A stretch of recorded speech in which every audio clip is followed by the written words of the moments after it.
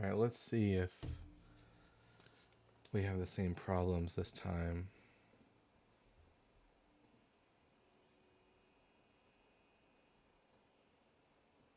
This is just a test stream, everybody.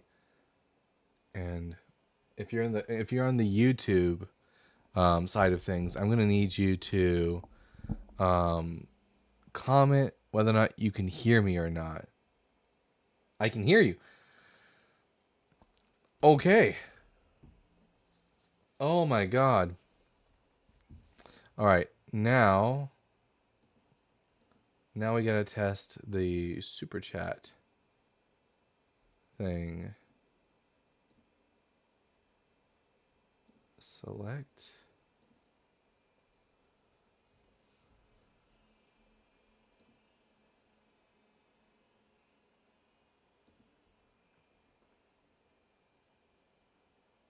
Okay, let's see.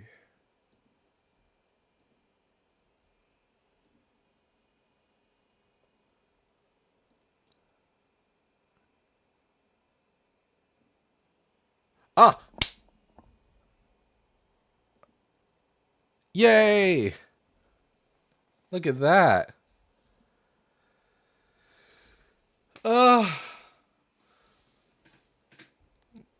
Such a relief. You guys have no idea. Oh my god. Okay.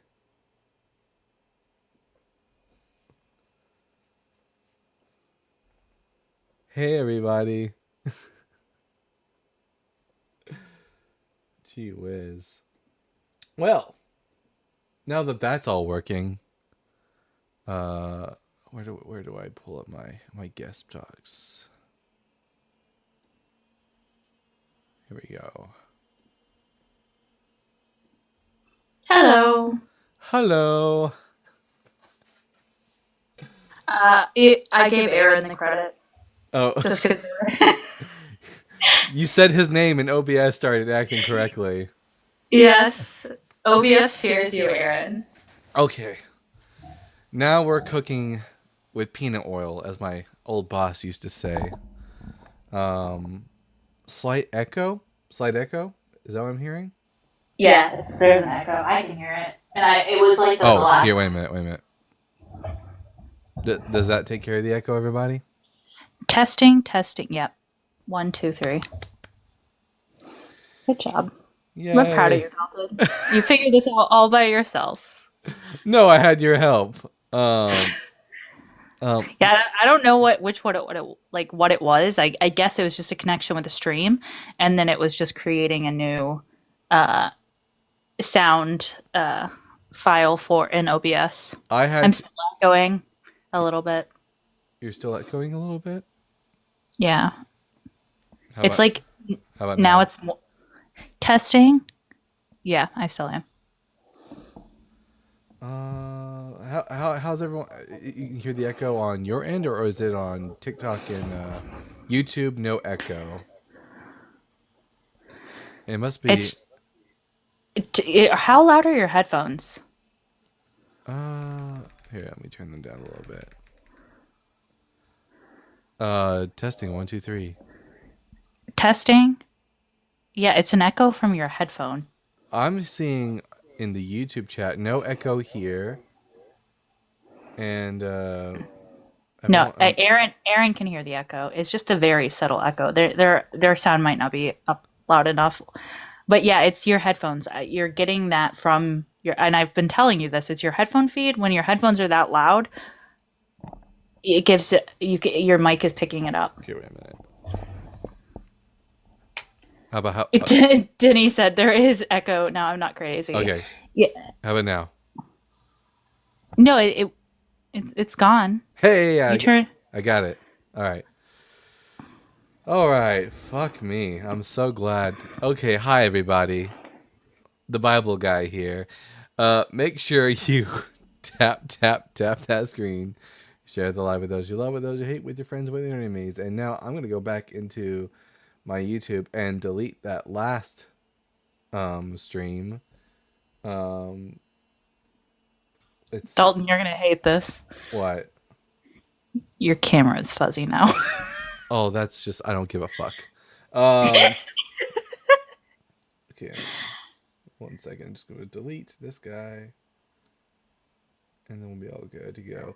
Hi, everyone. So, if you are a Bible believer out there and you'd like to challenge me on any of the on why I should believe in the Bible, feel free to call in and by the on if you're on YouTube. And by the way, everyone, I am now able to read the super chats properly. For example, well, I guess you'll see in a second when we get some super chats. So I'm going to bring up my first guest for this live, Final Boss. Hello, Final Boss. I'm going to ask you the same 3 questions that I ask every one of my guests, irrespective of who they are. Question number 1, are you at least 18 years old?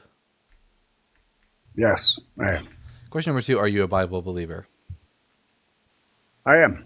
And then question number 3, what are your pronouns? He, him. All right, Final Boss, he, him. I'm Dalton the Bible guy. I do not believe in the Bible. Why should I believe in the Bible? Because the Bible is metalogical and psychologically true. Psychologically true? What does that mean? I was The about to Bible ask is the not- same thing. The Bible is not a literal description of figurative time. The Bible is a Platonic history of the deconstruction of the mind out of eternity into time. Well, that was a lot. Platonic, but it precedes Plato. It's not Greek. Are it's you- Hebrew. Do you happen Sure, to but in be this- like good but- friends with but- Jordan Peterson? Because you talk an awful a lot like him. No, but the concept of Platonism goes all the way back to Egypt. It was the primary philosophy of the Egyptians. Plato identifies that he got the philosophy of Platonism from Solon, who was So, his uncle. Are you who telling got me it that from the Egypt. Bible is not like literally true? Like the things in the Bible didn't actually happen the way that it describes them? No, they happen platonically. What does that even mean? Sure. So, in order to understand this, you have to understand that every character in the Bible represents an archetype that objectively exists as a structure in the psyche, and these structures in the psyche but are did they as exist? fundamental to But human did they cognition. exist in reality? No, Like a real person? no. Psyche archetypes are psychoanalytical, which are not empirically based. Like this is just mumbo jumbo. You're not actually saying anything meaningful. That's a contradiction. No, excuse me. This is a contradiction. I'll explain to you how and why. Empiricism in and of Here, final boss. Immanuel Kant, Final boss. Immanuel Kant and critique. Final boss. Hold on, I'd like to Final address boss. that. Real I quick, would like just to- so you know, yes. Ashland is actually has a degree in psychology. She knows what she's talking That's about. good. So I work Yeah. in counseling. Oh, Immanuel Kant and critique of pure reason says that in order for So individuals to have a degree in counseling okay? Immanuel Kant in critique of pure reason to have a degree in specifies that counseling. empiricism itself is not logically So if you have a degree in opposes counseling, the existence of okay. ontological structures dude, that impose dude, chill the fuck structure out. onto the actual Hey. perceptual field, determining it to be Why can't I? perceptually silence compatible him? with Dude, this is like Without Wernicke's these- aphasia all over again. experience. Dude, if you will not stop bulldozing the conversation, I'm gonna disconnect you now. Chill the fuck out. Now, I'm not Ashland is bulldozing, trying to I'm talk finishing to you. sentences. Ashland is trying to talk to you about something. I would like for you to have like an actual conversation with her instead of just like word vomiting all over Yeah, us. there's no like cohesion in the words that you're using. Now, could you give what me? laws of logic did that Could- violate? Wow, I would love for Ashland to be able to finish a sentence. Could you please give me a research paper that say that these archetypes exist? Because otherwise, I'm not going to Yeah. to believe you because tons Sure. of things don't violate the laws of logic yet do not exist. Sure, I absolutely can, as a matter of fact. Okay. And as a matter of fact, sure. So no. The called next words, next words I want out of your mouth are a DOI, a PMID, some sort of reference. I don't want to hear word vomit. I want to hear the source. Let's get this. You're about to lose hard. Watch how fast you lose. Hold on. This guy is so insecure. If there's research on it, then I'll pull it up. So I'm pulling it up right now. Okay, you got to tell me the source so I can pull it up. Okay. All right, I got it right here. Okay, tell me the DOI, the PMID.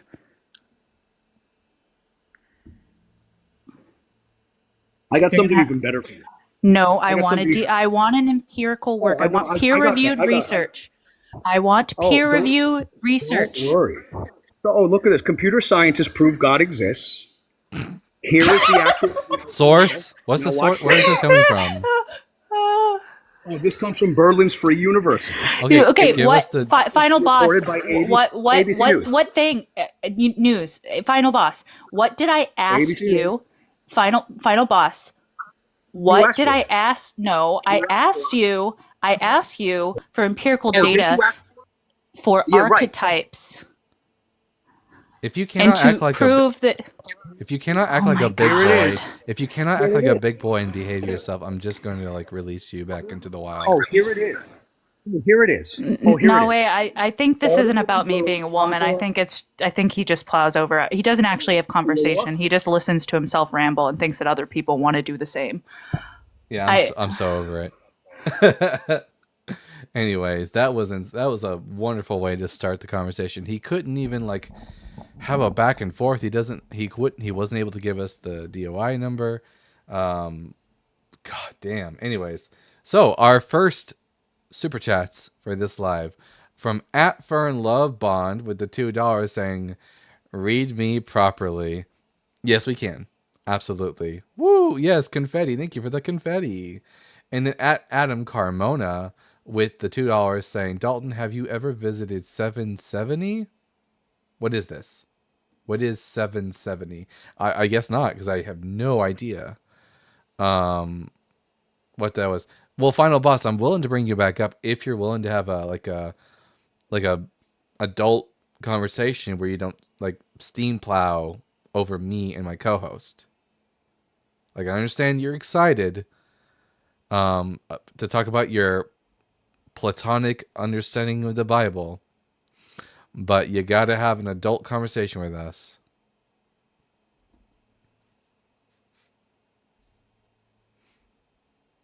Like, I'm not asking for something crazy, right?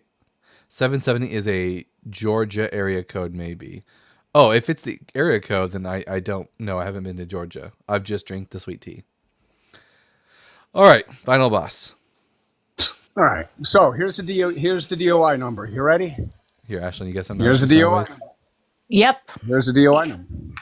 10 dot. Okay, that's actually an Three. appropriate beginning. No, yeah. 3233 3233. 3 backslash Hold on. 10.3233 backslash backslash 978 978. hyphen Okay. 1 1. hyphen 61499 Okay. hyphen I'll be right back, Ashlyn. When this, how long is this DOI? Jesus. 419 Okay. hyphen 0 Okay. hyphen 93. What is the name of this? Is that it? It's called no. The name of it is called Automating Gödel's Ontological Proof of God's Existence with Higher Automated Theorem Provers. Is this peer reviewed or no? Yes, Okay. it is. This is not Yes, a it is. psychological paper. No. You asked for a scientific paper. Shut up. You got This, it. excuse me. You got it. Well, This yeah, you isn't a lost. scientific so paper. you lost. This- No, it's by Berlin's Free University. You lost, sucker. Hey, sucker, you No, lost. How's it feel? okay. Hey, sucker, you lost. Hey, sucker, you lost, sucker. You lost, little sucker. Hey, sucker, you lost. How's Are it you feel to okay? lose, sucker? Are you like okay? All right, I'm back. Has he you been what? behaving? Oh, No. Sucker I've just lost. been letting him so you oh, can the get little good clips. sucker lost. Oh, you lost, you little. All right, listen. Oh, you. I would rather just have an adult Little conversation sucker. with someone, I don't care for clips that Dude, badly. oh come on, Dalton, come on.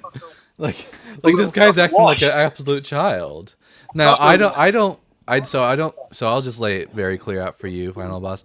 I don't Sucker, you, give a shit you if like lost. you think Hey, that sucker, you the lost. Bible relates to Sucker. like platonic ideas. I only Sucker, care and about you- whether or not the things said in them are things which You comport lost. to reality. Like, was You're a there a sucker King and you lost. David?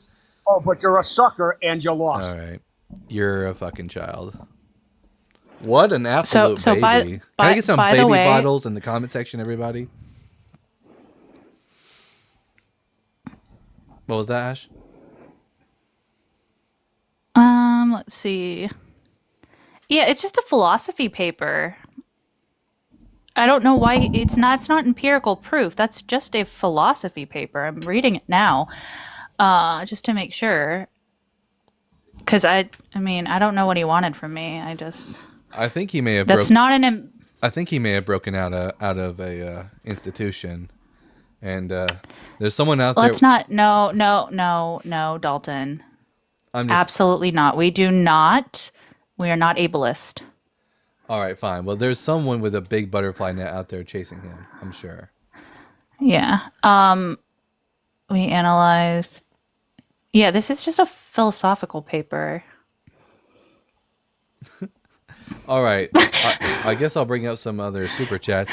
By the way, if you're a Christian and you aren't just completely unhinged and would like to have an actual rational conversation with us about why I should believe that the Bible is true and not just in your head, I would love to have a conversation with you.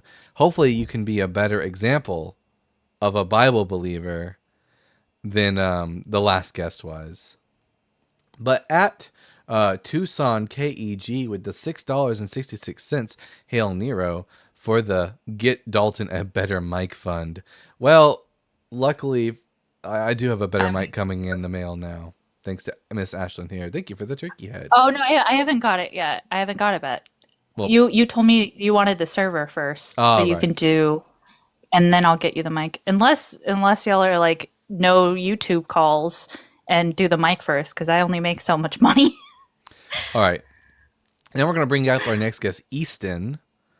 Easton, I'm going to ask you the same 3 questions I ask every one of my guests, irrespective of who they are. Question number 1, are you at least 18 years old?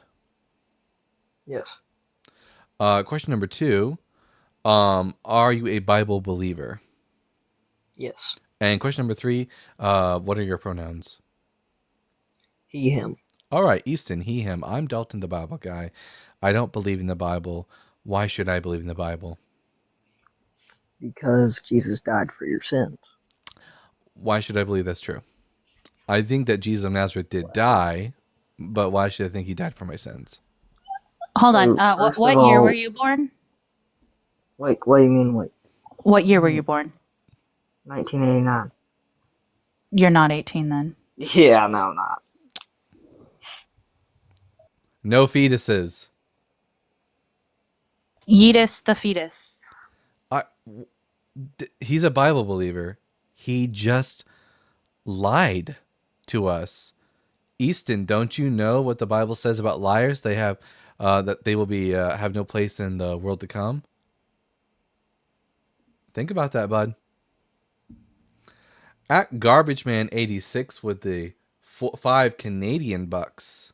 I think they're called Connect bucks. LOL, this guy threatened physical violence toward Joel because he's deeply insecure about homosexuality. I believe it. That sounds like Final Boss 100%. And then at Adam Carmona again with the $5. 770 Eastern Parkway, Brooklyn is Chabad headquarters. I should have included more detail. Oh, yes. Okay. No, I haven't been to the Rebbe synagogue in Brooklyn. Now I know exactly what you're talking about. No, but I do bring it up sometimes in conversation because of the fact that Christians want to make the claim that even though Jesus didn't build a physical temple, that he still fulfilled the prophecy of the Messiah building a temple because it's the spiritual temple of the church. But I can just make the claim that, Chabad Jews say like some of them say the same exact thing about the Rebbe with his synagogue at 770 Eastern Parkway, will make the case that this was a spiritual fulfillment. Some of them, the messianists within them, will make the claim that this was the fulfillment of those prophecies on the part of the Chabad Rebbe. So if you can just start using spiritual fulfillment of prophecies, then we can make anyone the Messiah. It's as simple as that.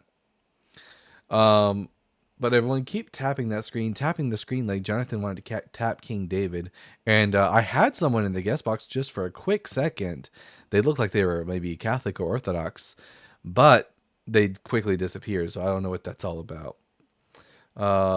So far, the Holy Spirit is not sending their best soldiers today.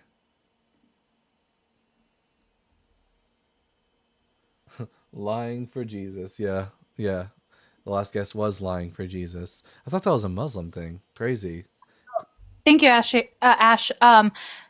So should I tell them about the Discord server again? Yeah, go ahead. Do that announcement. Okay. So I am running Dalton's Discord server. Dalton is in there, obviously. There's like a whole section that you can just ask Dalton questions. But right now, we're doing kind of a beta model where we're going to accept only about 50 to 100 people in it so we can work out the kinks, because I've never ran a server before. So far, it's going really well. I think that the people in it, if you're in the server and you're having a good time or a bad time, I don't know, be honest. Say hi in the chat. But yeah, if you want to join a good time or a bad time, I don't. Dalton. Sorry. But yeah, you need to either message me on TikTok or message me. It's ASHLYND, my name, 94 on Discord, and let me know you're interested. We're also looking for YouTube mods. There's already people interested in the Discord server, and we only have so many spots. We're not going to assign those quite yet. I want to get to know people, figure out what maybe your strengths are, things like that. And it also has live notifications. The streaming times are all on there. It's just kind of an all-around source. There's also a whole spreadsheet that we're making in Google Docs for all the resources. The Bible Guide approved resources, a ton of free resources. Also, other people have dropped written media, video media sources in there that are awesome. There's just so much going on there. So if you're interested, message me on TikTok or Discord me. Ashland, ASHLYND 94 on Discord, and I'll drop that in here. All right, and at Stray, with the $4.99 saying for YouTube stream, the camera is zoomed in so far that the top of your head is cut off. Also, the scroll is taking up half of the screen. Hashtag whores for life. I was just looking at it on my end.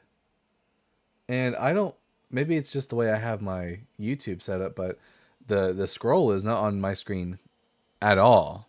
Is it on yours, Ash? The scroll is on, I can see the scroll in TikTok. Let me check on YouTube. Yeah. While you're doing that, I'm going to bring up our next guest, 88, Adhamal Sub. I'm going to ask you the same 3 questions I ask every one of my guests, irrespective of who they are. Hopefully, you'll be. It's on YouTube. Better. Hopefully, you'll be a better guest than the last 2 we've had. Question number 1: are you at least 18 years old? Yes, sir. Question number 2: are you a Bible believer? Yes, sir. And then question number 3: what are your pronouns? Get out. Yeah, what's question number 2? What are your pronouns? Ahi. All right. And how do I say your name? Adham. Adham? All right, Adham, he, him, I'm Dalton, the Bible guy. I don't believe in the Bible. Adham, why should I believe in the Bible? Okay. First of all, nice to meet you all. Right. Second of all, I'm a Muslim man. I can't be a Muslim until I believe on the books that God sent, which is So the you don't Quran actually and the believe in the Bible? the Quran and the Bible and the Torah. But you don't believe in the Right? Bible. You don't think that You, Jesus you was hear me, or you just gonna cut me up, Adam. You lied to me. sir? You lied to Can me. you hear so you can respond? You lied to me. I'm gonna ask you again. Here, I'll be more specific when I say, do you believe in the Bible? Be a Muslim unless you believe the think books of God. What is the books of God? do you think Jesus of Nazareth was crucified on the cross?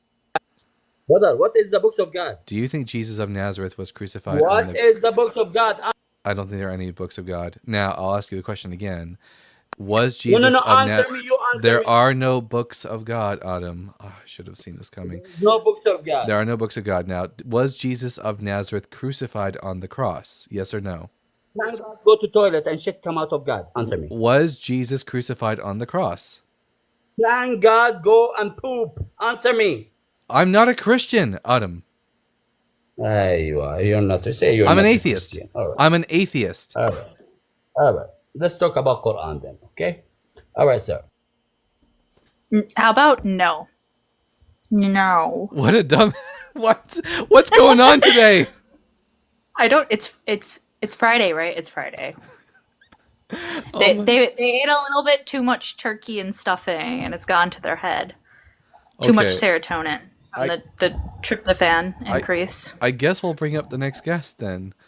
What the fuck? Okay. Anyways, Solomon's filters. Gee whiz. I'm gonna ask you the same three questions that I ask every one of my guests, irrespective of who they are. Question number 1: are you at least 18 years old?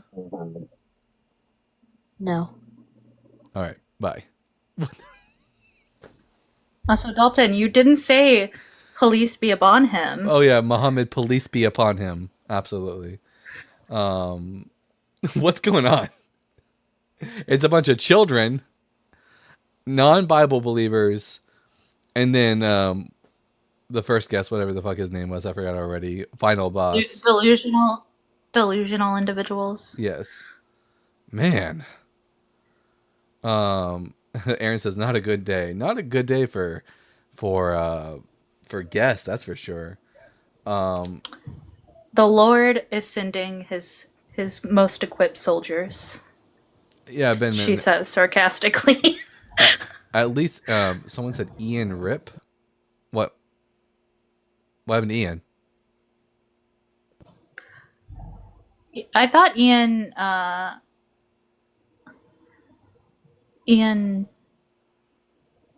like didn't he take off for Turkey Day? He was on Ian's. Oh, he got destroyed by Ian. That checks out. Oh, final I feel boss? like I have seen him. I feel like I have seen him in Ian's live because I'm not gonna lie, Dalton. I watch Ian's live a lot. I'm cheating on you with Ian's live. Yeah, okay. I'm stream cheating on you. Yeah, that was scary, right, Aaron? Someone said read the Ethiopian Bible. Why? It's just the Bible with other books in it. Like listen, I know that a lot of Christians for some reason on social media think that the Ethiopian Bible is somehow more true or more special than other Bible translations. It's not. It's just a It just Bible. has one with more books. Yeah, it just has more books than Also, yeah. you have someone get a membership, Dalton. Hey, thanks for the membership. Did you name your membership Duncan's Disciples too? No, I don't think. Oh yeah. The level 1 is called Duncan's Disciples. Level 2 for the members are called the Apostles. So that means you're part of the inner circle, people. Yeah. Well, welcome. Yeah. At Insiferium, welcome to Duncan's Disciples. Someone asked me, have I read the whole Bible, Genesis to Revelation? And the answer is yes, I have. It'd be wild if you really hadn't, and you just knew all this information without doing. I slept with a Bible under my pillow for so long that the information just sort of seeped into my brain. I actually haven't read the book. It's all magically inserted into my head. That's how that works. Oh, someone membership into the inner circle. Game Master Flash 3611. Oh yeah, welcome to the Apostles, bud. Peace be upon you. T-Bird said you would be all-knowing. I would. Well, if I had everything in the Bible inserted in my head, I wouldn't be all-knowing. I'd just be all-knowing in regards to the Bible specifically. Should I start a schism between the vertical and the horizontal streams like you did to Justin? No, don't you dare do that. Brianna says, "Do you do super chats?" I do super chats now, Brianna. Absolutely. Velvet Worm says, "Yay again." Yes, I'm back, baby. All 1,178 chapters. By the way, Travis, while your Bible might have 1,178 chapters, that just depends on what Bible you're reading. Protestant Bibles have a certain number of chapters. Orthodox Bibles have more. Catholic Bibles have different. Ethiopian. It's because people, and I'm going to make a crazy claim here, but it's not really all that crazy. There's really no such thing as the Bible. There are Bibles, different canons, and it's all completely arbitrary which books are and aren't included. Dalton was. Oh, sorry. I thought you were done. I'm so sorry. The idea of canon, the idea of the canon, is the invisible, arbitrary border that men create around a set of books. Now, what was that, Ashton? No, I said, is there a schism between the disciples and the apostles? No, they are all they're all of one accord. Okay. Okay. I didn't know if there was any precedence for this. Isaac, did you know that Isaac Newton was a Unitarian? I did know that. Actually, I remember learning that in high school, that Isaac Newton did not believe in the idea of like the traditional Trinity. At Insiferium, one of my disciples now, with the $5 saying, speaking of, question number 2.5 needs to be, how much of your own religious literature have you read? Oh, I might need to make it 4 questions and add after, do you believe in the Bible? I mean, how much of the Bible have you actually read? Just so I can get like a good gauge of like how much of their own holy text have they read. Because sadly, it seems like most of them might answer, well, I've read some of the New Testament. Ben Men says, can you bring someone up? I would love to, Ben Men, if I would had anyone in the chat box. That'd be fantastic. Why is Matthew, Mark, Luke, Worm, John, and Jesus white? They're not. Well, okay. The historical Jesus of Nazareth wouldn't have been white. He would have looked more like what you would imagine like an Arab person to look like. He would have been a first century Galilean Jew. Yep, they were. No, yep, they are. No, they're not. Only in Catholic, European art are they portrayed as being white. What a crazy thing to say. At William Kinney with the $10. Thank you so much for the donation. I started my deconstruction process listening to all of Justin's content and discovered you there. I give you props. You really know your stuff. Thank you for all you do. Well, William, I very much appreciate that. Listen, this took a lot of cultivating of information over a long period of time. I started studying the Bible, like seriously, when I was 14 years old. So that would be almost 15 years now of, yeah, 15. It's been 15 years now, 15 years of studying. And I did so while being a member of Protestant Christianity, Catholicism at a different point, and then Judaism at a different point. So I've like dipped my toes in a lot of spiritual pools and been studying the Bible for well over a decade. It gives me a unique outlook on the Bible. Plus, I think there might just be something in my head that makes it to where I'm able to like memorize this stuff very easily. Something wrong with me. I don't know. Stop it, Dalton. No, yeah, it's really weird. So we'll both read a source and like he'll just be able to remember everything about that source. Me, I'm sitting there studying, which is weird because that's how it was like with me for biopsychology, is that everybody else would have to study, but there's something about it that I just got. And that's how Dalton is. He is like I don't know. His memory just clicks on. It, it's just with the Bible too. Well, I don't know if that's necessarily true, but it's mostly with the Bible. When it comes to like other stuff, I like it just goes right out the head, right out my head. At Mr. C Kendall, with the $5, did they think he was born of a virgin when he was alive, or only when the Gospels were written? That's a good question. And here's my opinion. I don't think that the virgin birth tradition like was established until after Jesus was already like worm food, dead in the dust. Paul, in his own writings in the book of Romans chapter 1, says that Jesus was of the seed of David according to the flesh. So he never says anything about Jesus having been born of a virgin. Never even hints at it. Now, one author of the New Testament, one of the pseudo Paul works, talks about how we should not pay attention to endless genealogies and myths. And who knows, maybe this author was like sort of railing against a growing myth about Jesus having been born of a virgin. But no, in Jesus' time, there was no, the myth of his virgin birth had not yet been established. And then at Germs Rosolino, who has sent 5 Bible Guy gift memberships. How absolutely generous. Thank you so much for that, and I appreciate for anyone. I'm so happy for anyone who gets access to that. Absolutely fantastic. We're gonna bring up our next guest, Dylan. Dylan, I'm gonna ask you the same 3 questions I ask every one of my guests, irrespective of who they are. Well, actually, 4 questions. I'm gonna make it 4 questions now. So, Dylan, are you at least 18 years old? Yes. Okay. Question number 2: are you a Bible believer? Yes. Question number 3: how much of your Bible have you read? I've read it. Yeah, but how much?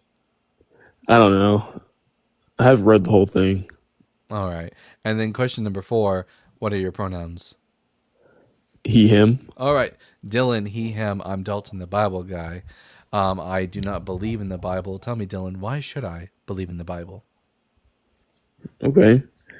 Well, I'm going to start it off here. So, like, have you heard of Thanksgiving? Yeah, I celebrated. Like the holiday? Yeah, it was yesterday. I ate turkey and stuffing and green bean casserole. Nice. Yeah, I was just wondering if you knew what it was. So, like, on Thanksgiving is where all the 6'7" niggers come out and they start stroking those big fat. Okay, hold on. Let me grab him. Yeah, his name was Dylan. Absolutely ban him.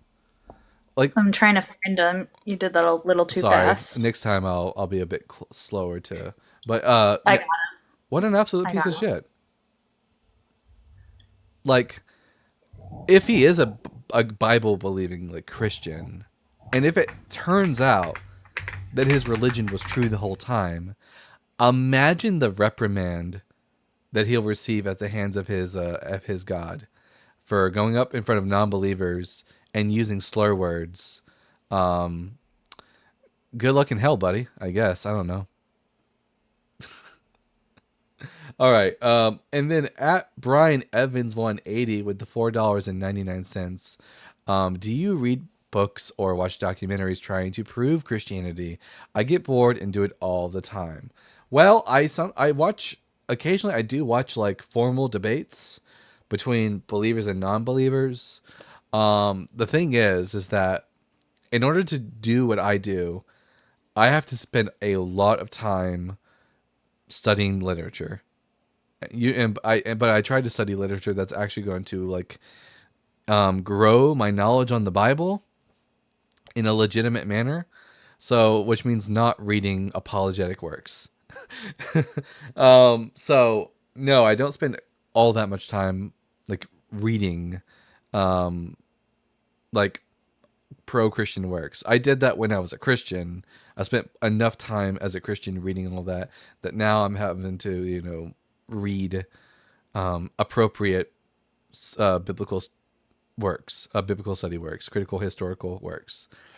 Um, Aaron says, "What about Bofa? Bofa these nuts." Anyways, and at Techman2 with the $10 just joined your channel, and my name is Paul, but no relation to the heretic. Well, Paul, I'll have to try to remember that. And you can be the one who redeems the name Paul. That'd be fantastic on your part. It is amazing someone thinks they are so smart and say old racist stuff. I mean, I don't know if Dylan thinks he's smart. But yeah, the fact that anyone that I don't understand why does people go up on social media, especially it's mostly Christians. I have never seen anyone other than a Christian do this. Go up on someone's TikTok and start yelling off racial slurs. I don't know what's wrong with these kids. It's because they hide behind a picture and you don't know their real name. They're feeling that they can actually be themselves, which is a racist bigot. How can I send you a bunch of money and that you can write off to buy Jesus sneakers? What's Matt, what's a Jesus sneaker? Like shoes? Sandals? They probably have Jesus like sneakers, like designed. They have a ton of different types of sneakers. Yeah, I have Jesus sandals. I'm not going to show you guys my feet though, because that's not what kind of live this is. If you want that kind of like stuff, you're gonna have to subscribe to the Bible Guy OnlyFans channel. Just kidding, there's no one. Sorry to get your hopes up.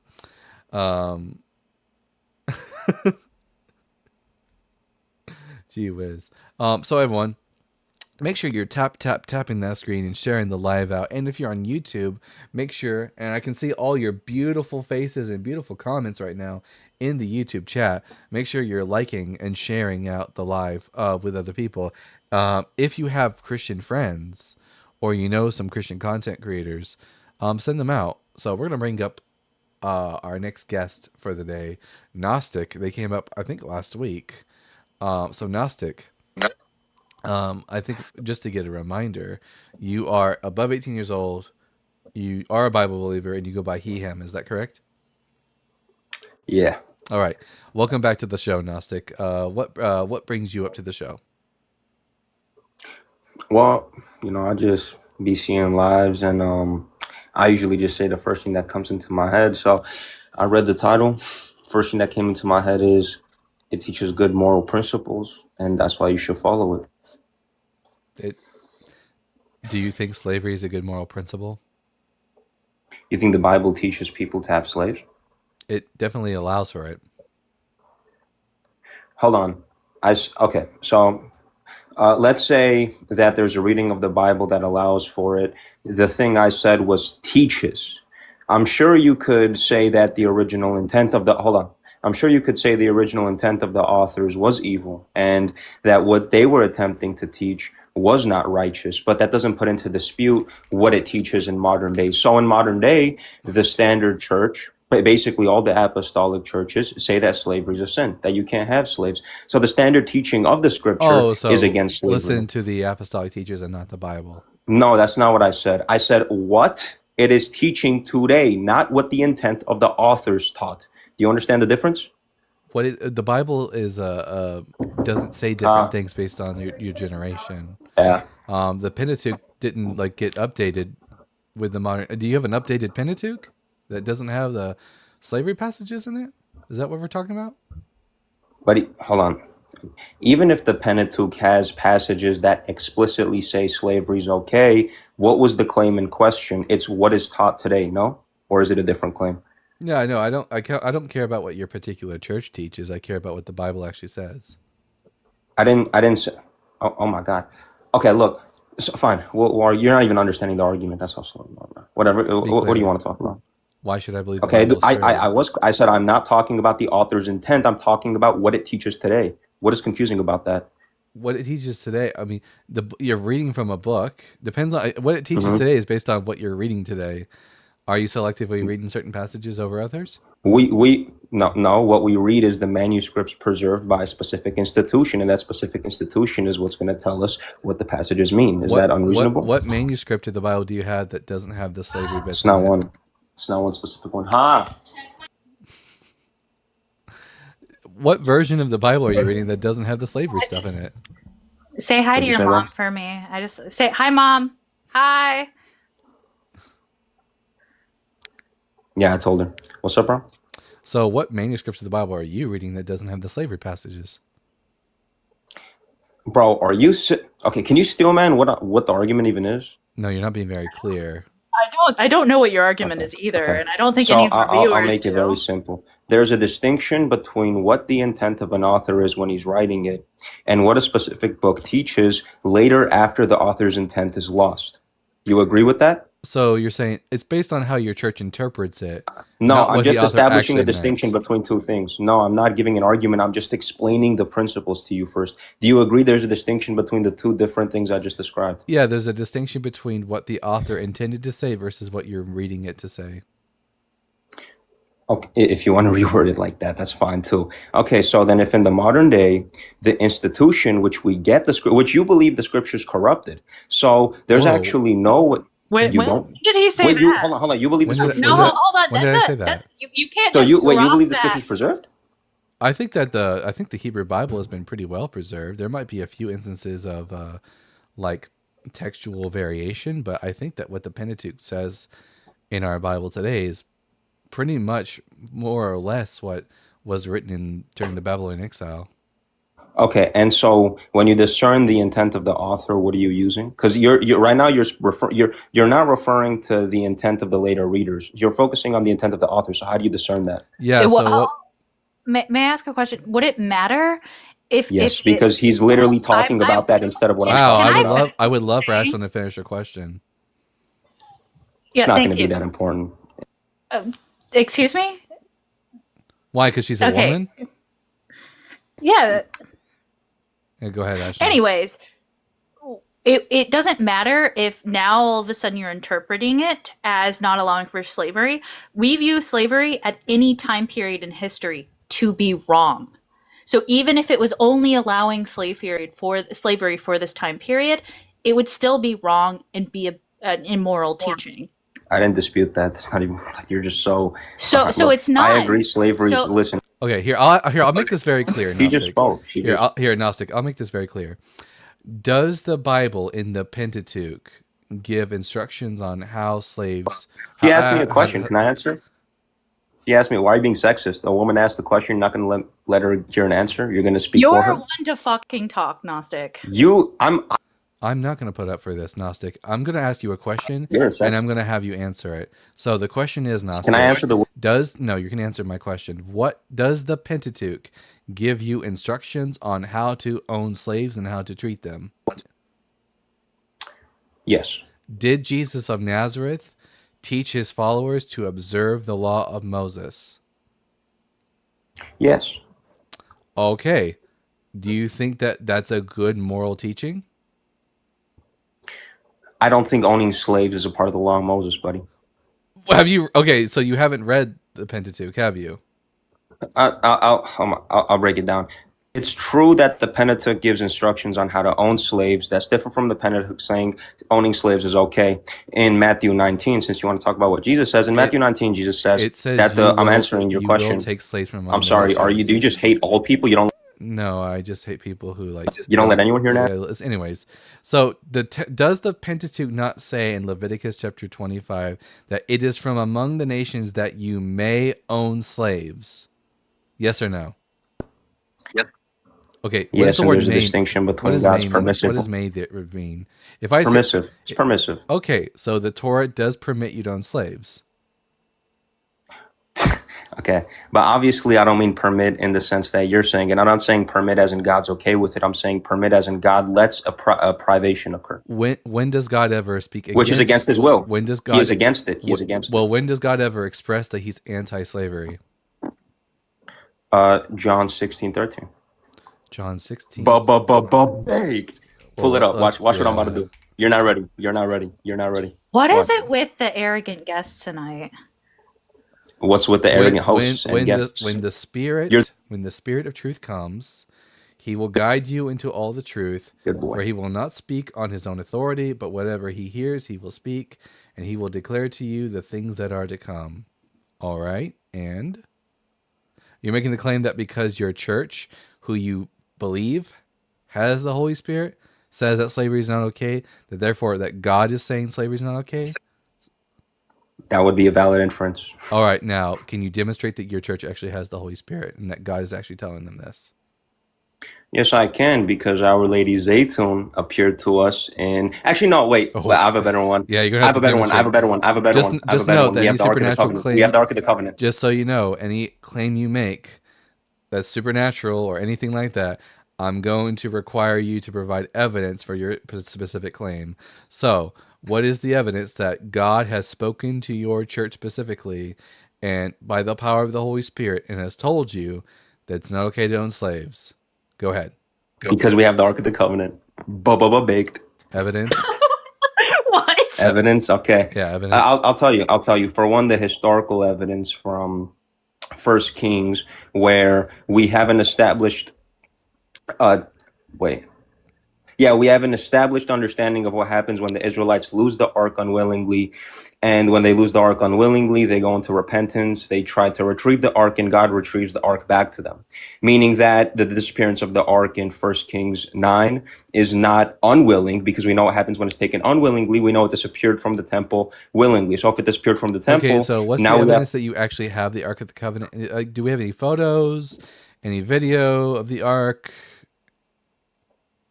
this person just said I'm reading. That's such a. I don't. You're not talking to them. You're talking to me. I'll give you an evidence. I'll give you evidence. Yeah, I was just saying it's a what's compliment. Yeah, I was saying it's a I compliment. need some actual. I'll tell you. I'm gonna tell you. You have Yeah. Okay. I don't know.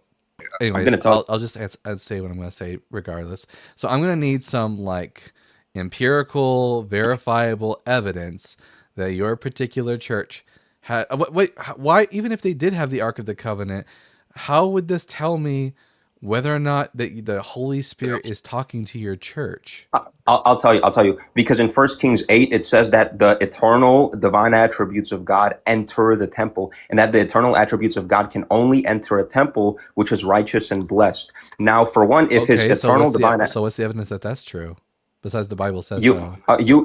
you asked what's the inference there, and I explained it. So, can I So give, let me make this clear. So Bro. you say so. Let me just see if I can run through this chain of logic to make sure that I know exactly where this conversation has been going and where it's going.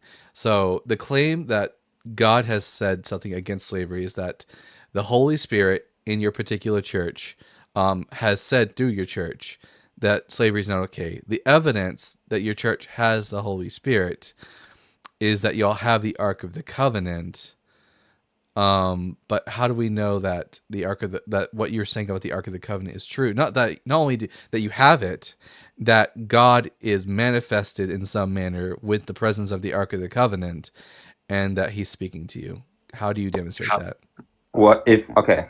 if what we have is not the presence of God, then what we have is not the Ark of the Covenant. The Ark of the Covenant No, just specifically because refers to. even if I'm you explaining. had, even if you had the Ark of the Covenant, why would I believe that God's like? Why would I think it's anything other than an ancient religious relic, and not something that's Bro. actually able to presence God? Because if it's not a supernatural relic, it's not considered the Ark of the Covenant anymore. Well, no. Do you know why? Do you No, know why? Do you know why? Well, no, that's just presupposing that the only way it can be the true Ark of the Covenant is if it's supernatural. But what's That's the definition. What's the evidence that the Ark is actually supernatural? Okay.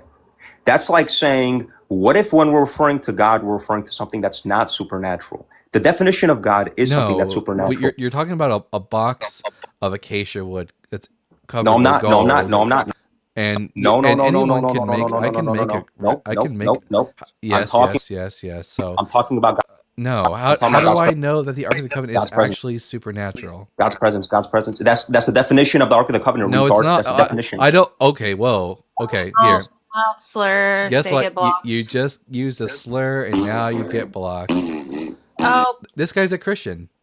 That guy was a Christian. So just so we can do a quick recap even if you actually did have a physical, like the Ark of the Covenant, that doesn't mean that the supernatural claims about the Ark of the Covenant are true. That needs to be verified. What a dope. Dalton, I forgot to start the Excel sheet. The first guy's name was Final Boss. Yeah. The second guy's name was... The guy we just talked to? No, there was a guy before that, wasn't there? Not one that I'm interested in. Okay, just those two. Yeah. And we're gonna have to get when we get off this. We're gonna have to talk about selecting some YouTube mods because I can't do all of this. I can't mod 3 absolutely. places. I already made a. By the way, for all the YouTube mods right now, the only things I really need you to take care to note is that if someone uses a slur in the YouTube comments Or spams, then you can mute them if they're spamming, and you block them or whatever the YouTube equivalent is if they are using racial or bigoted slur of any kind. All right, now I'm going to read a super chat, and then we're going to move on to the next guest. At Stray, when did the Jews stop with animal sacrifices, and why? I know the Christians' reasons, but I obviously Jews wouldn't agree. Excellent question, Stray. With the $4.99, by the way. The Jewish people stopped using animal sacrifices in the year 70 CE, and the reason is because the Romans destroyed their temple. The Jewish people cannot do sacrifices unless there's an appropriate temple present. At least that's how like Second Temple Judaism worked. Earlier forms didn't really care about that. But anyways, and because there is no temple, there are no sacrifices. The hope of Jewish people is that one day they will be able to rebuild their temple and therefore restart the animal sacrifices. So that's why they stopped using them. Now, Aiden Aaron, we're going to bring you up now. I'm going to ask you the same 4 questions, and I'm going to ask every one of my guests. Question number 1, are you at least 18 years old?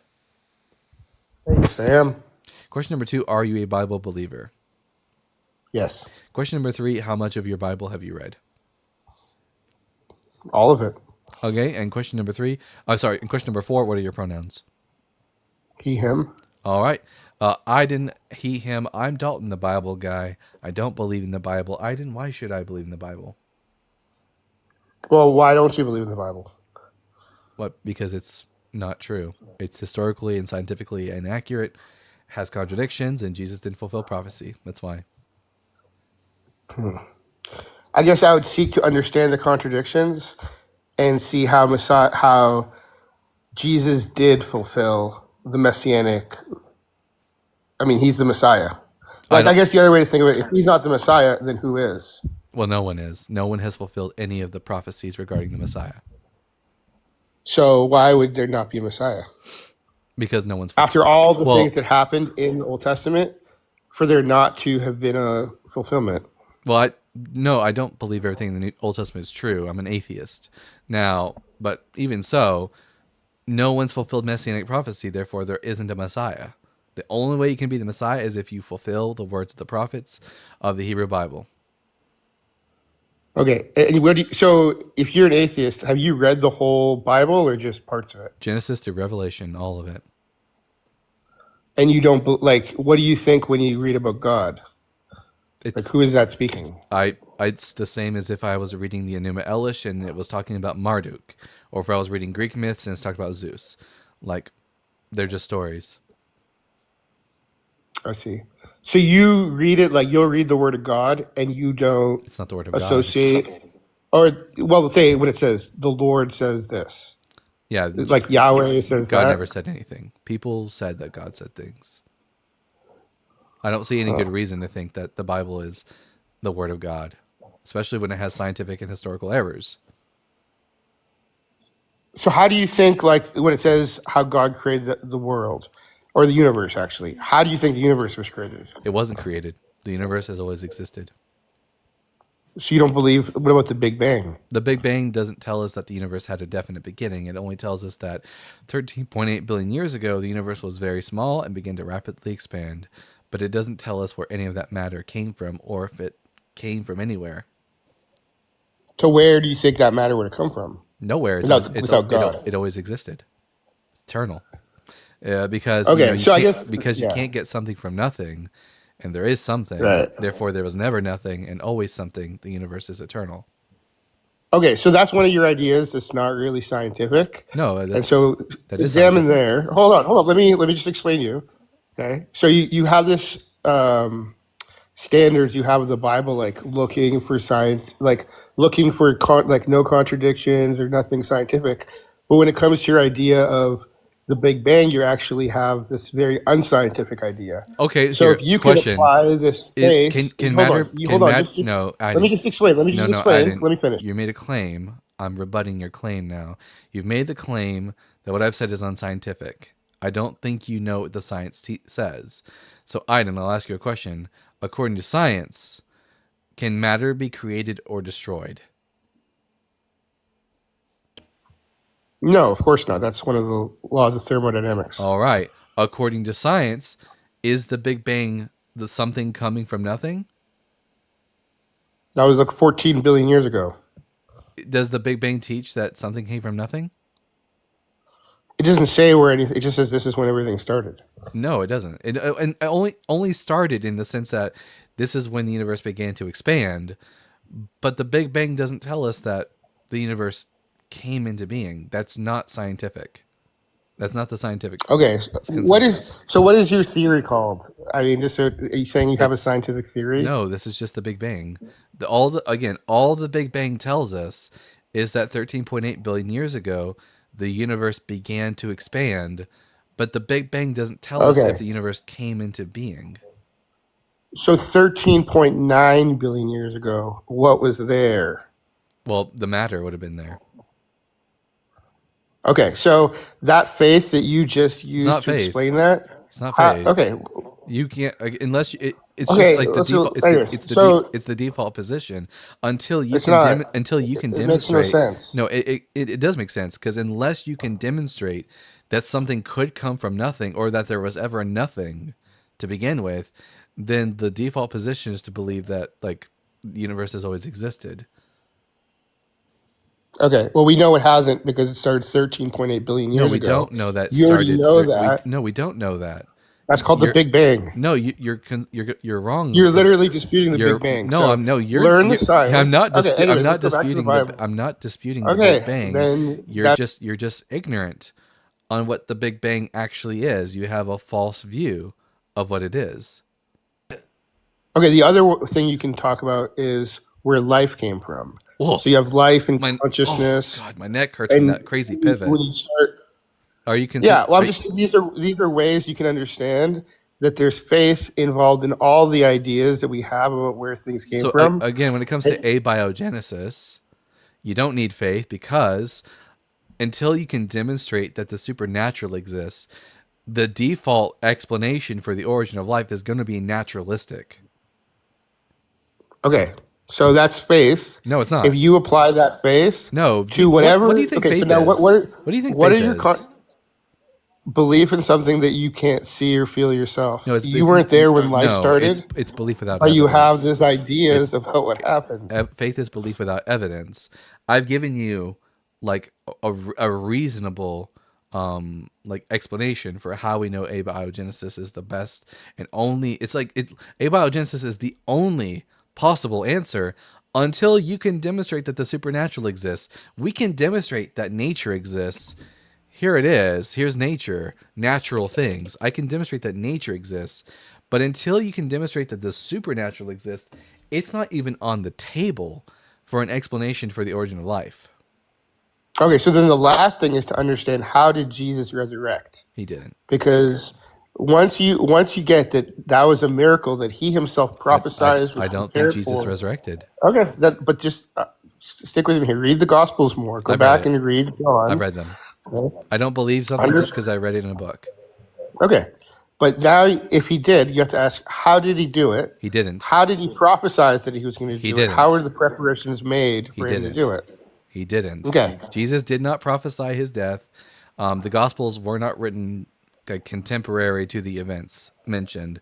The Gospels were written after the religion had already been established, and Jesus didn't resurrect from the dead. We have no good reason to think he did. He's worm food. So once you put all that together to say the universe had to be created by an intelligence, No. life had to come from somewhere. Aaron, Aiden, you're just saying stuff. We have no good reason to think that the universe ever came into being. You've yet to demonstrate to me that there was a nothing. Demonstrate that there was a nothing prior to the expansion of the Big Bang. Then we can like talk about explanation for how that nothing became something. Well, so if you read John 1, it says, "In the beginning was the Word." I So Jesus So was what? there at the beginning to Okay, create. I don't think you're following. Okay. Just because the Bible says a thing, that doesn't give me reason to believe the thing that it's saying is true. All that John 1:1 tells me is the personal religious beliefs of the author of the Gospel of John. It doesn't demonstrate that the universe came into being from nothing. Do you understand the difference? Well, it says "in the beginning," so this I actually know what it explains- says. I know what it says. Now, why should I think that the universe came into being from nothing? because that's how God creates. He What's- creates something. Prove it. Prove that Hey, there's. I didn't, Aaron. I can create lotion from my Xbox controller and a pen. Y'all now know what's sitting around my desk. Would you believe me? If you did it, No. Yeah, if I did it. No, if I did it. If I showed you, if I gave you evidence of me doing it, right? creating lotion. Yeah, out of an Xbox controller and my pen. You wouldn't Okay, believe me, right? If you have the lotion, Yeah, you would need something else. You wouldn't just need my words, right? No, even if she had the Yeah, the lotion, lotion. you would have to put the lotion in the No, basket. even if she had the lotion, if she showed you the lotion, would you be able to conclude then that she created it out of an Xbox and a pen? I mean, unless she did it some other way. If she was lying, then she had to. Well, yeah, how do you tell if she's telling the truth as opposed to just saying a thing? In other words, the Bible makes a lot of claims about how the world came into being. I don't care what the Bible claims. I care about what is the evidence for the claim. Because it's God making the claim, and He was there at Prove the that beginning. it's God so- making the claim, as opposed to who else? as opposed to men. Men wrote Oh. the Bible. Oh, they couldn't make those claims Sure they and have can. it have any truth. Sure, they can. How? Anyone can write down anything they want. I can write down that Ashland created the lotion out of nothing. I can write that down. Just because I write something down doesn't mean it comes from God or that it's the truth. So the Bible, until you can demonstrate that it's the word of God, it's just the words of men. Well, it's the word of Jesus Christ, and Jesus Christ is the Son of God. Okay, And he came- prove it. That. And don't did it just by quote to me the Bible. What's the actual evidence water. that Jesus was the Son of God and that the Bible is divinely inspired? First and foremost, you have to stop jumping around from one claim to the next. We're going to go back into this conversation. I'm going to go back in time a little bit, and I'm going to hold you to give me evidence that the universe came from nothing. And where do you, as opposed to what? As opposed to always being here, which is the default position. Prove to me that there was ever a nothing. So you believe the universe is eternal? No, you don't need to talk about me. Prove to me that there was Oh, nothing. okay. I don't even think there's anybody like legitimate who claims the universe is eternal. Then you don't know anything. Now again, what Who? is the evidence that the universe came from nothing? That's the Big Bang Theory. No, it's not. Yeah. You don't know the Big Bang Theory. I'm friends with actual scientists, and they would say, no, the Big Bang Theory is not the universe coming into being from nothing. They did an entire. Will you also call yourself the Bible? I didn't. I could pull up a survey of all cosmologists, and they have a consensus that that the Big Bang does not declare that the universe started from nothing. Would you like me to pull up this source? Yeah, what do you call the theory of an eternal universe? Like, you can even look it up on Wikipedia. They're agnostic to that. Most of them, besides a select few, do not make a claim that the universe had a beginning, or that it did not have a beginning, because they know that we don't have enough information yet, because it's not in our science yet. Now, he could give you a syllogism to say why that makes sense, but until we have evidence that it has a beginning, the default position from a logical stance is that it does not have a beginning, because you cannot get something from nothing. It would be the same issue with your God. Your God just can't poof and create a universe either, because he would have to be outside of how he time. made There's it. tons. So no. Get poof? Yeah. Did you really Yeah, just Jesus confirm? made the universe as opposed No. Okay. to who Okay. else? Aiden. He also started the Big Bang. Aiden. Do you know? Okay, Aiden. Let me test something. Do you know the difference between a claim versus evidence? Do you know the difference between these two things? Sure. Okay, stop making claims and give us evidence. So here's my syllogism. And I want you to tell me where the syllogism is wrong. Premise number 1, you can't get something from nothing. Do you agree or disagree? That's the law of thermodynamics. So do you agree or disagree? Yeah, I agree with that law. Okay. I believe it's true. Premise 2, there is currently something. Do you agree or disagree? Of course, we live in Okay. it. What's the conclusion of these two premises? Something had to create. No, that's not the Yeah. conclusion. The conclusion the is therefore intelligent there. design. No, the conclusion No, is I didn't- therefore It was there was. You cannot conclude that from those two premises alone. Like, you cannot. You would have to add more premises. You can't just get it from those two. I'm sorry, that's not the natural That's the order of those. conclusion. That's We not already the know who conclusion. did. No, you Cannot don't. be the conclusion. You would have to add more premises on. The only conclusion that you can really get from that is that there was never nothing. So Aiden, the conclusion. Not true. The conclusion is, therefore, there was never nothing. The universe That's has just a always claim. existed. That's a claim you're making. No, without no, evidence. that's the conclusion of the premises. false- Because you can't get something from nothing, and there is something, therefore there must always have been something. Now the question is that something your God or the universe itself? Can you? We know that the universe does exist. Can you demonstrate that that something was your God? And don't just quote to me the Bible. God's the one who created that Prove universe. it. That you're. Prove it. That's he already proved it. If you read the Bible, he The explains how Bible. he made The it. Bible is the claim. It's not the evidence. Do you know that?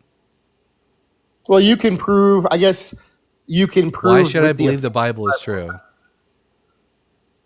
well, you could look at like the way it affects the world today. That doesn't tell me whether or not it's true. Because guess what? The Quran has a huge effect on the world today. Yeah. So, but that doesn't mean the Exactly. Quran is true. Now, again, what is the Well, it doesn't mean evidence it's- that what the Bible right. says is true?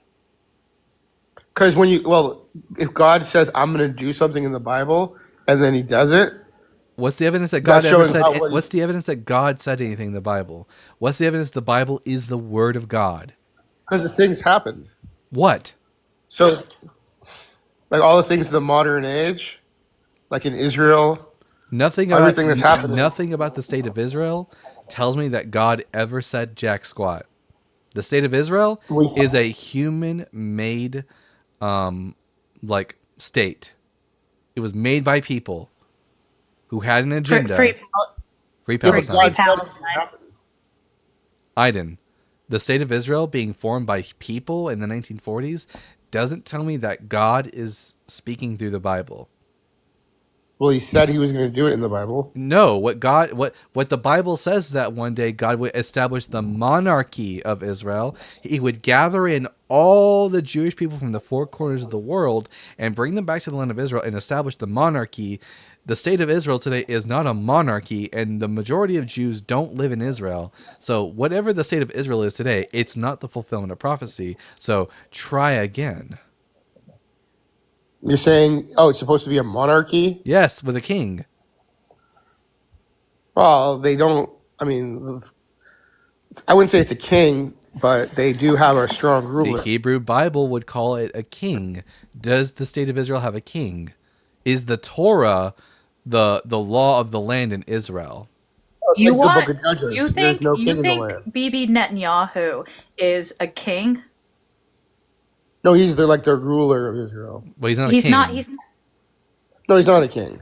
Is the The Torah king- the law of the land in Israel?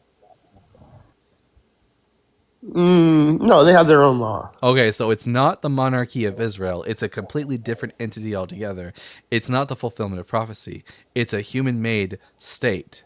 So this is not evidence that But- God speaks through the Yeah, it's Bible. just the state that God was talking about in the Bible. No, like where does thousands of where years does ago. God ever mention the state of Israel in the Bible? It doesn't. He guys talked about the nation of Israel. No, the monarchy, the nation of Israel with a king, Yeah. with Torah as its law. That's not the state of Israel. Those are two. The problem is that you're not able to differentiate between the two things. Where does it say that they need to have Torah as their law? For example, when we read Zechariah chapter 14, it talks about how all the nations will celebrate the feast of Sukkot, and that any nation that doesn't will not receive rain upon their land. That's telling me that for the state of Israel at this time, Torah is the law of the land. Well, that's an observation of the Feast of Sukkot, which they still observe. I Not as the law. What happens if you don't celebrate the feast of Sukkot in Israel? Will you be Like punished? what happened? Maybe. I don't No, know. you no. won't.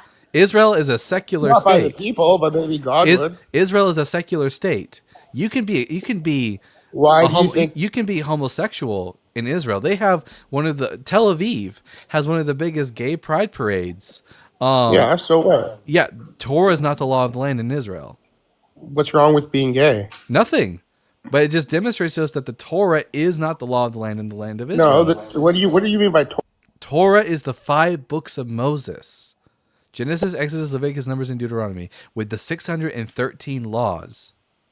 So why can't you have a gay pride parade? Because that's contrary Oh to my Torah. God. Have you haven't read the Bible, have you? Huh? Of course I have. No. Have No, you haven't. You clearly haven't. haven't. Or at least if you did, you must have know the just Bible guy, you must have so. just listened to your pastor read it to you or something, because you don't seem to know it all that well. Now again, the state of Israel does not demonstrate that God has spoken to us through the Bible. He's not. Just to clarify, he is a prime minister of the Knesset.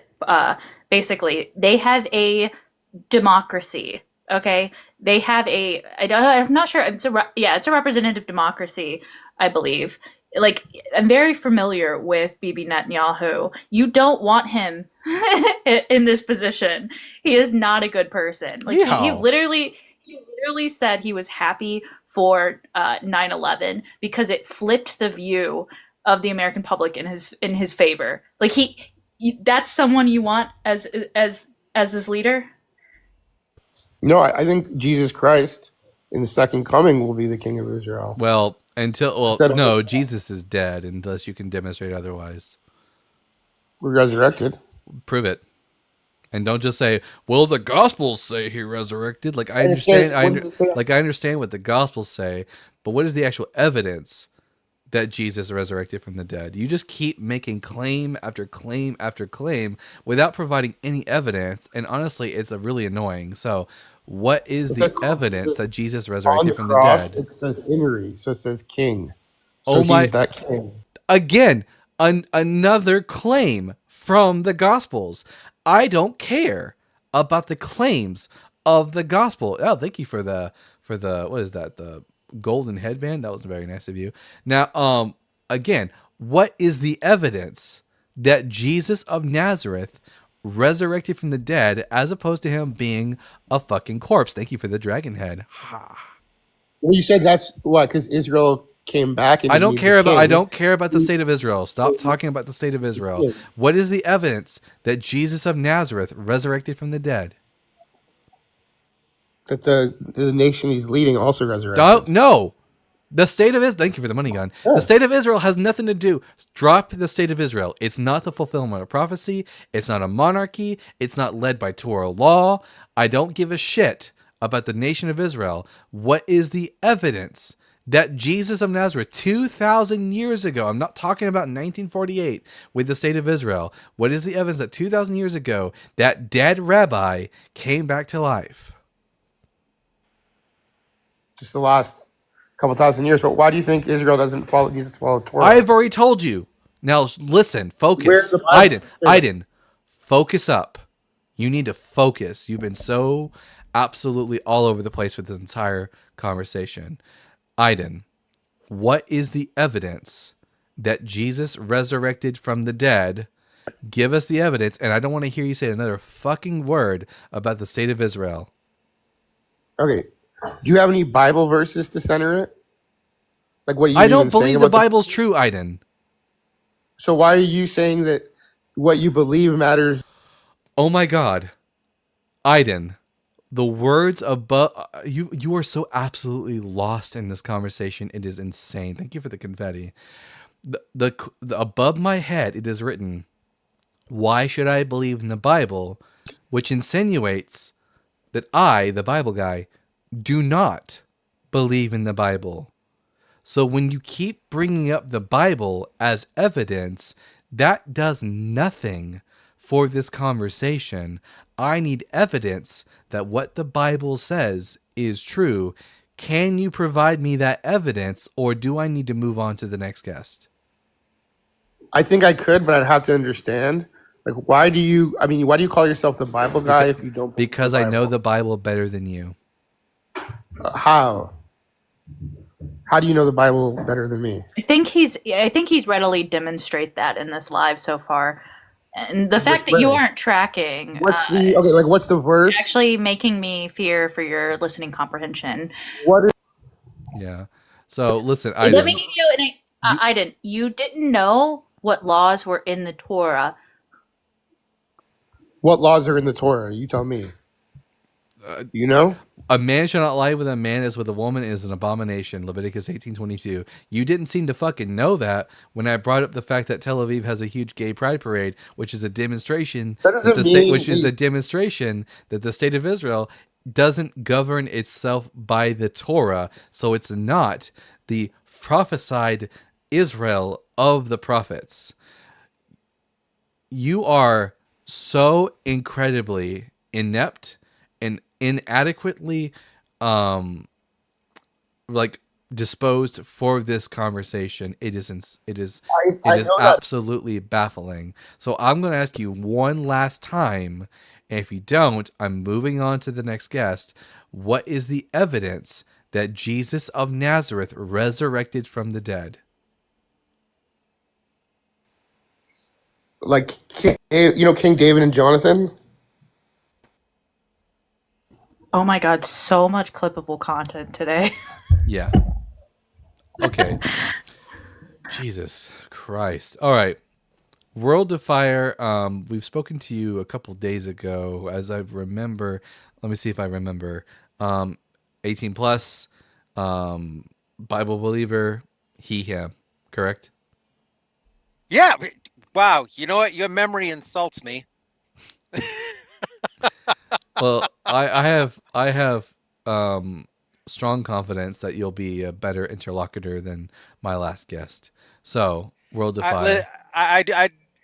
Yeah, definitely. I don't hold against him. I don't think he was prepared. Actually, I'm going to be flat out honest with you. Out of all the people I've ever debated online or throughout my years of doing this, I love talking with an autodidact such as yourself. And on top of that, I really believe you have the superior arguments for your case, even though, of course, we'll disagree on things. But I really do feel you make really good arguments. You should be a lawyer. Well, I got the lawyer chair, and the reason for that is because I have objections. Now, for anyone who doesn't know, an autodidact is an individual who's able to self-teach themselves, basically, ideas, which I think is a lot less impressive in the modern era than, I mean, Benjamin Franklin was an autodidact, which is more impressive because of his limited amount of like internet. But I think Yeah, with the yeah. internet, I think it's a lot less impressive to be an autodidact. No, no, I actually agree with you because 9 times out of 10, we do revert to quit. It is so easy to go to certain things on that half, like just let me Google something real quick. And, I've very rarely do I catch Googling something really wrong, like not like really wrong, but maybe it's like ambiguous. I'll be like, okay, I need, but yeah, internet's there. So, um, I'll be real quick with you, but I just have two questions for you. One is that, uh, and I really wish the previous guy brought this out, but I just don't. I just ignorance can be cured. So the one thing is this is that Christian faith oftentimes a lot of people do and a lot of Christians do. They base this ideology off of like a blind faith. When they say the word faith, you automatically think blind faith. And there is a such thing as blind faith. It's just not what I subscribe to according to the word pistis or Hebrews chapter 1, Emunah. not bring up Hebrews. Yeah. So it's like to be convinced or to have evidence for the thing you don't see. And so on that note, I think we're actually believing in the same thing, not necessarily faith in a hocus pocus, but faith based upon evidence. Yeah, most Christians, when they use the word faith, they really mean belief without evidence. But when the Bible uses the word faith, for example, throughout the Hebrew Bible, the word for faith is emunah. And an example of where emunah is used in the Bible, for anyone who doesn't know, is in the story of Moses holding up the staff. And he has two individuals on his right and left who are holding up his arms for him so that his arms would remain emunah, and that usually gets translated as steadiness. So the biblical concept of faith is like loyalty, fidelity, steadiness, and but when Christians use the Trust in. yeah, trust in. Yeah. But when Christians use it, they mean belief without evidence, and I think that has a lot to do with Hebrews 11 verse 1. Well, that's the thing too, is like 11 verse 1 is like, that's one of the things that really got me to be scientific. It was like, I think about things like philosophy and science have the same kind of phrasing in their definitions.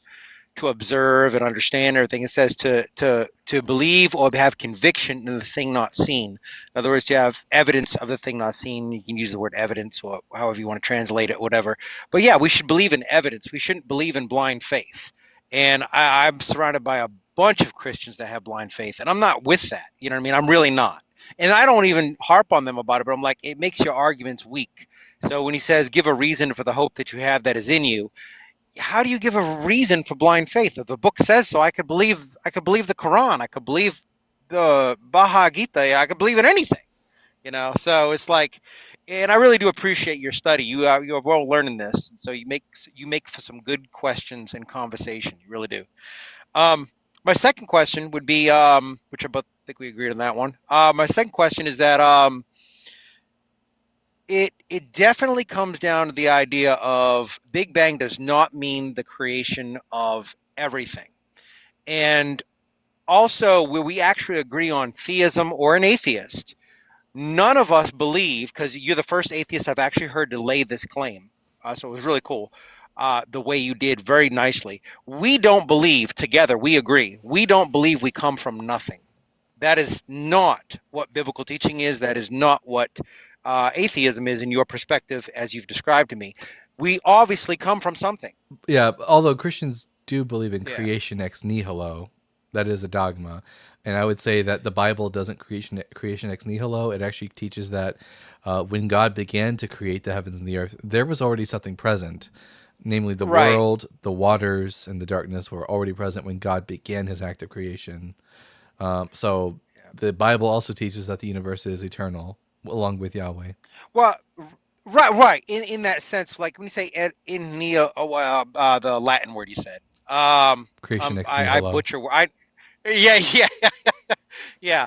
The idea is that being a Roman dogma, and you know the difference too between Roman Catholic, Greek Orthodox Catholic, and the idea of Catholic. It's not necessarily, but it's more of a Roman aspect of saying out of nothing.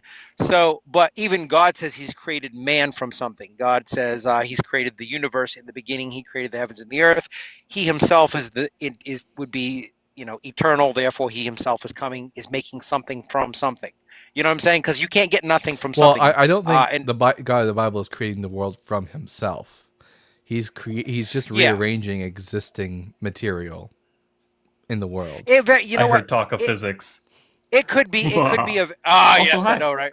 How you doing, man? Yes, and I agree with you that's very on par. And these are things also we don't know. These are things that we postulate on in this half, I guess you would ever think about or theorize on. But one of the things I could say is this: is that about the Big Bang, when you're talking about that, how yes, it doesn't come from nothing. That's not the nothing. It just means something was there. And I love your answer to your guest down there, was talking about how we just don't know. So I would So say there's that a would be few different models Mhm. about the relation of time and the Big Bang. So Yeah. the one that you're probably going to hear a lot is the case of like the Big Bang Big Crunch model, where our universe is like in an infinite cycle of banging and then crunching back into a singularity, exploding out again, and so on and so forth. In I which think case there is Hawking's no was on that beginning to one. time. Say again? I think Hawking's was kind of following that model a little bit. Actually, no. That's the next one I was going to mention.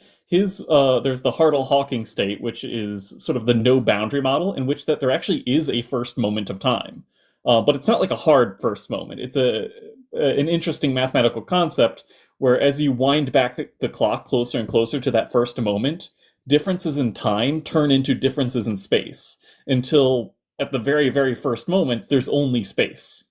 So you start out with like a universe that is only differences in space, and as you tick the clock forward, it becomes a progression of time. It's a very abstract concept, but Where's it the is one a with the coherent model? What's the coherent model? The one with the model you're talking about? I know we're talking hypotheticals here, but I Mhm. dig these. I really like these. Yeah.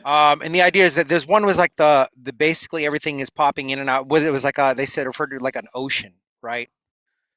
It was That's like one of like the Big Bang model. So I'm forgetting the name of that model right now, but the idea is that like Quantum field at the end theory? of one, no, that's something we know it was true. This is a case where I think it's Big Bounce model. Essentially, at the end state of a universe, you can get new Big Bang seeding from the old universe. Okay, yeah. Um, You know where I'm going with that, right? And yes. that would actually be in line with where he says he created everything and he separated from the waters. And I thought it was really cool concept to think about this. I And don't what really I see don't, how water Wait, what? comes into play there, though. Yeah, that's it just was it was that's just it was referring to skies, Yahweh creating the skies. dome between the Yeah, primeval waters. That's all that is. It's a yeah, standard right. ancient But Near Eastern cosmology.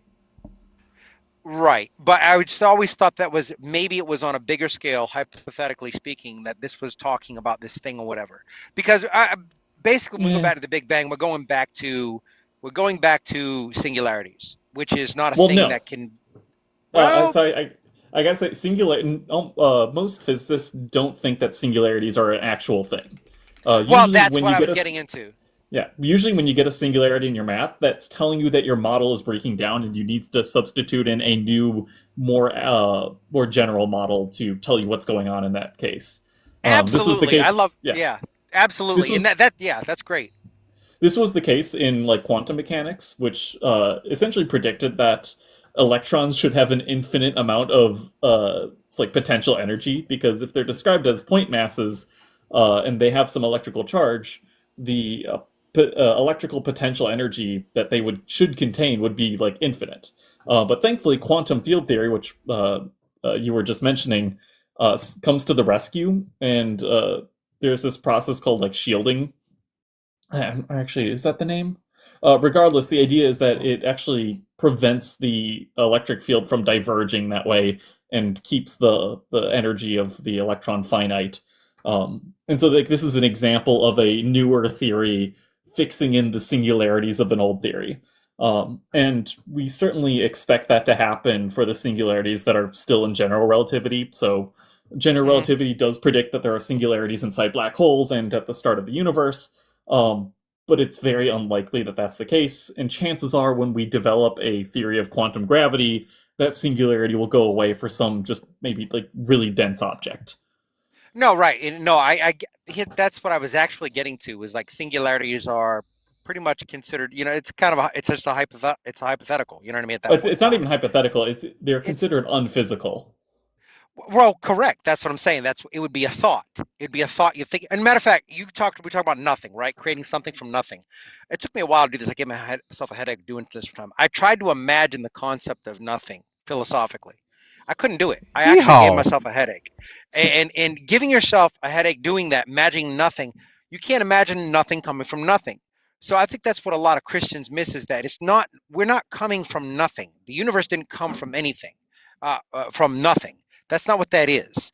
From a biblical precept, you would say you have to discover new ideologies. Like you said, science, you're finding when you get to this point where it doesn't make sense anymore, where you're coming to a singularity, you need to find something else, or we're missing information, which would be a mystery. Mysteries are fine. Contradictions are not. Paradoxes are good. There's plenty of those in the universe for us to study. Paradoxes, well, what kind of paradox are you talking about? Because there are some paradoxes that are contradictions and then show that something's actually wrong. Well, then it's no longer a paradox.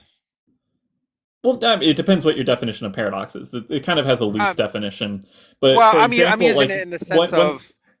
Oh, sorry. Go ahead. One solid example is there was a paradox in set theory. I'm forgetting the name of it right now. I'm blanking on a lot of names right now. Gosh. Welcome to my mind. I'll just tell you paradox. Russell's paradox. Does the set of all sets that don't contain themselves contain itself? And this is like a contradiction. So the whole point of Russell's paradox was that just starting from the axioms of set theory at the time, you could arrive at a contradiction, and that whole process, we just call it anecdotally, or just a paradox. And what was funny about that actually is that in order to fix that, to keep using set theory without arriving to the contradiction, they just added a new axiom that says "don't do that." Just like a band-aid, and so far it's working. So can't complain. That's a good theory. It means it could be tested. The thought process could be tested. And it's a good thought. And the idea is, I'm using paradox in the sense of something that appears to be a contradiction, but we know what it is. Sure. That's not as the Russell's paradox was a true paradox. Well, what you're describing is more just like counterintuitive. I would say more. It borderlines with mystery. You can have mystery. Okay, here's a go. For the curvature of gravity, we don't know. It's a mystery. That doesn't mean it's not true. What do you mean we don't know? We don't know. What do you mean we don't know? It's a mystery why it happens. What we know why it happens. Well, I mean, I went through curving this before. of space-time. I can go.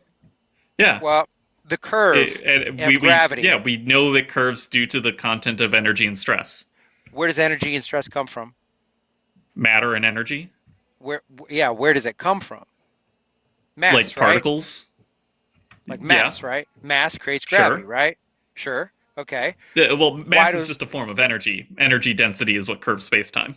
Right. So if you Google it right now if you wanted to. I went through this, and I have the paper. I'm a I got it from physicist. Quora. I know this. Oh, this is great. This is great. This is why great. But I mean, I know the paper, and I looked at it on Quora or whatever. It's talking about how we know gravity is. It's a founded theory, and there's mysteries to it. And it was referring to the curvature of space-time. We don't know. The only mystery that we have left about gravity is how it works on the quantum scale. But everything else about it, we have dead on. We have a theory that works incredibly well and makes extremely good predictions, and literally every time we test it, it comes true. I'll tell you what. I'll send you the Quora paper that's out there too. Take Quora with a huge grain of salt. Well, I would prefer if you used like a textbook or something. No, that's fine. I can find what textbooks they got. As much as I love this, we are very far from the topic of why should I believe this is in my the Bible. Sorry, this is my bad. You're good. No, this is good. I could go about this for hours and hours, but and I have to get going myself. But I just wanted to make the point is that I, as a Christian, do not believe we come from nothing either. I believe that we come from something. And I also don't believe in blind faith. I don't put trust in, or faith in, or trust in something with blind faith. I use evidence, so forth, so on. Oh yeah, and it was abiogenesis. That's the thing. The biggest thing is I don't Somebody have get scientific snitch. right. But I don't the hypothetical of that is just I just don't get that. I don't have enough blind faith to Abiogenesis? believe in that. I think it's abiogenesis. it's the only possibility because until the Oh, supernatural can be demonstrated, the only thing that's even on the table for for the explanation for the origin of life is going to be naturalistic. Well, also, we I use- just saw a Go news ahead. article recently that the chemical tryptophan was found in a comet. So, like, all the ingredients for life exist in nature on their own. It's not a huge leap of the imagination to think that they could come together over billions of years to make a Well- self-replicating chemical. Well, That's here's the that's like idea. a very simple step. Abiogenesis has yet to be replicated. It is a complete hypothetical All that the don't- steps for abiogenesis have been replicated, actually. Actually, Miri is not the Miller experiment. Oh God, I can't go into that one right now. That would be a long one. I mean that. But Yeah, Bennu. Uri The comet, experiment- the asteroid Bennu contains all of the ingredients to make life. Right. You know what? And you being a physicist, Not all of them, but- you being a physicist, you should know the mathematical what statisticians have said. He is Howard Marwitz he's an atheist. I mean, to calculate the numbers for abiogenesis is astronomically ridiculous. I would say it's 100%. It's like- What? Yeah, I mean, I don't see because how it he's happened. doing that. Like, and Not just because it happened, but because until you can demonstrate that the supernatural is even a possible explanation, it has to be naturalistic. That's the only other Hold on. option. Hold on a second. And Here. actually, here's an even better argument for that. So, would you say that it's That's at crazy. least possible? Would you say it's at least possible for the chemicals of life to come together to produce life, just like through the laws of physics on their own? Is it On even their own? conceivable? Yeah. It's rationally the farthest thing from rational. No, is it possible? Like, does it defy the laws of physics for that to The happen? possible, matter of fact, no, it doesn't defy the law of physics, but it defies the law of reason. I'm I'm not asking. I'm saying, is it even Yes. possible? Like, is the Yeah. probability at 0%, or just like a little bit above above 0%? It's like it's like 1%. It's less than that. It's like 40. It's what do you? But I don't. it's not- It's it's not 127,000 power. That's fine. That's It's fine. not zero. It's a chance. Yeah. Okay, if it's not 0, how big is Yeah. the universe? Big as a bitch. Yeah. How big? Like, would you well, say at one it might time it was even be the size of a reasonable to pea. consider that it's infinitely large? No, No? it's not Do you- infinite. No, infinite large. How- No, Why do you not think it's infinitely large? because I don't believe it. There's an end to it. Like, do you think there's a Slowing down. big wall out there somewhere? No, I just think it's slowing down. I mean, it's No, like Matter the of fact, size. here's a good like one. The Why don't we- physical size of the universe. Do you think there is an edge of the universe, or do you think that the universe just keeps going? there's definitely this is something. This is it's hard to contemplate because you would say, what is it expanding into? No, actually, it doesn't expand into anything. The expansion of the universe just means that more space is being created between galaxies. It doesn't have to expand Right. into anything. Well, But right, even if, well, if the universe wasn't expanding, do you think that there is like a boundary of the universe somewhere? That doesn't really make sense. I don't know. I don't think so. I don't think it's in that sense in which we're talking about like a boundary, like a wall. I don't think it's. Yeah, it just keeps going, right? It's just going, yeah. But I Yeah, would the say it's volume infinite. of the universe is infinite. And here's my thing too, because I don't think we have any good reason to think the universe ever had a definite starting point. I think it's always existed. That gives you a 100% chance that life as we have it will arise eventually. But, my point is No. that you don't even need infinite time. As long as you have infinite space and the right conditions to make the probability not 0, it's bound to happen somewhere.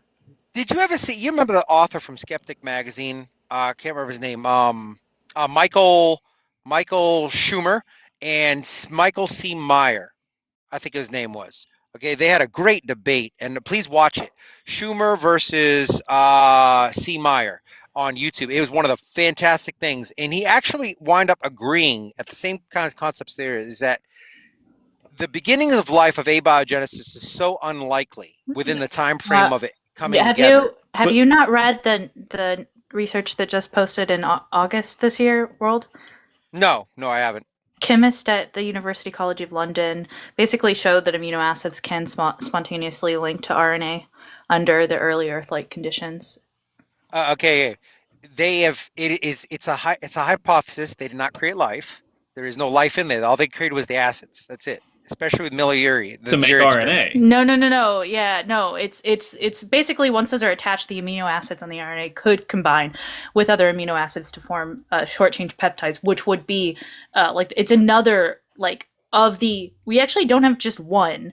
You're just citing the oldest of these experiments that we have. We have like tons of others that fit into this puzzle Send me piece. some links. Yeah, send me some links. if you accept evolution, and start to understand that this is kind of like that same building block that there's tons of different data coming together that fit this puzzle piece together, and this was kind of one of the latest ones in August.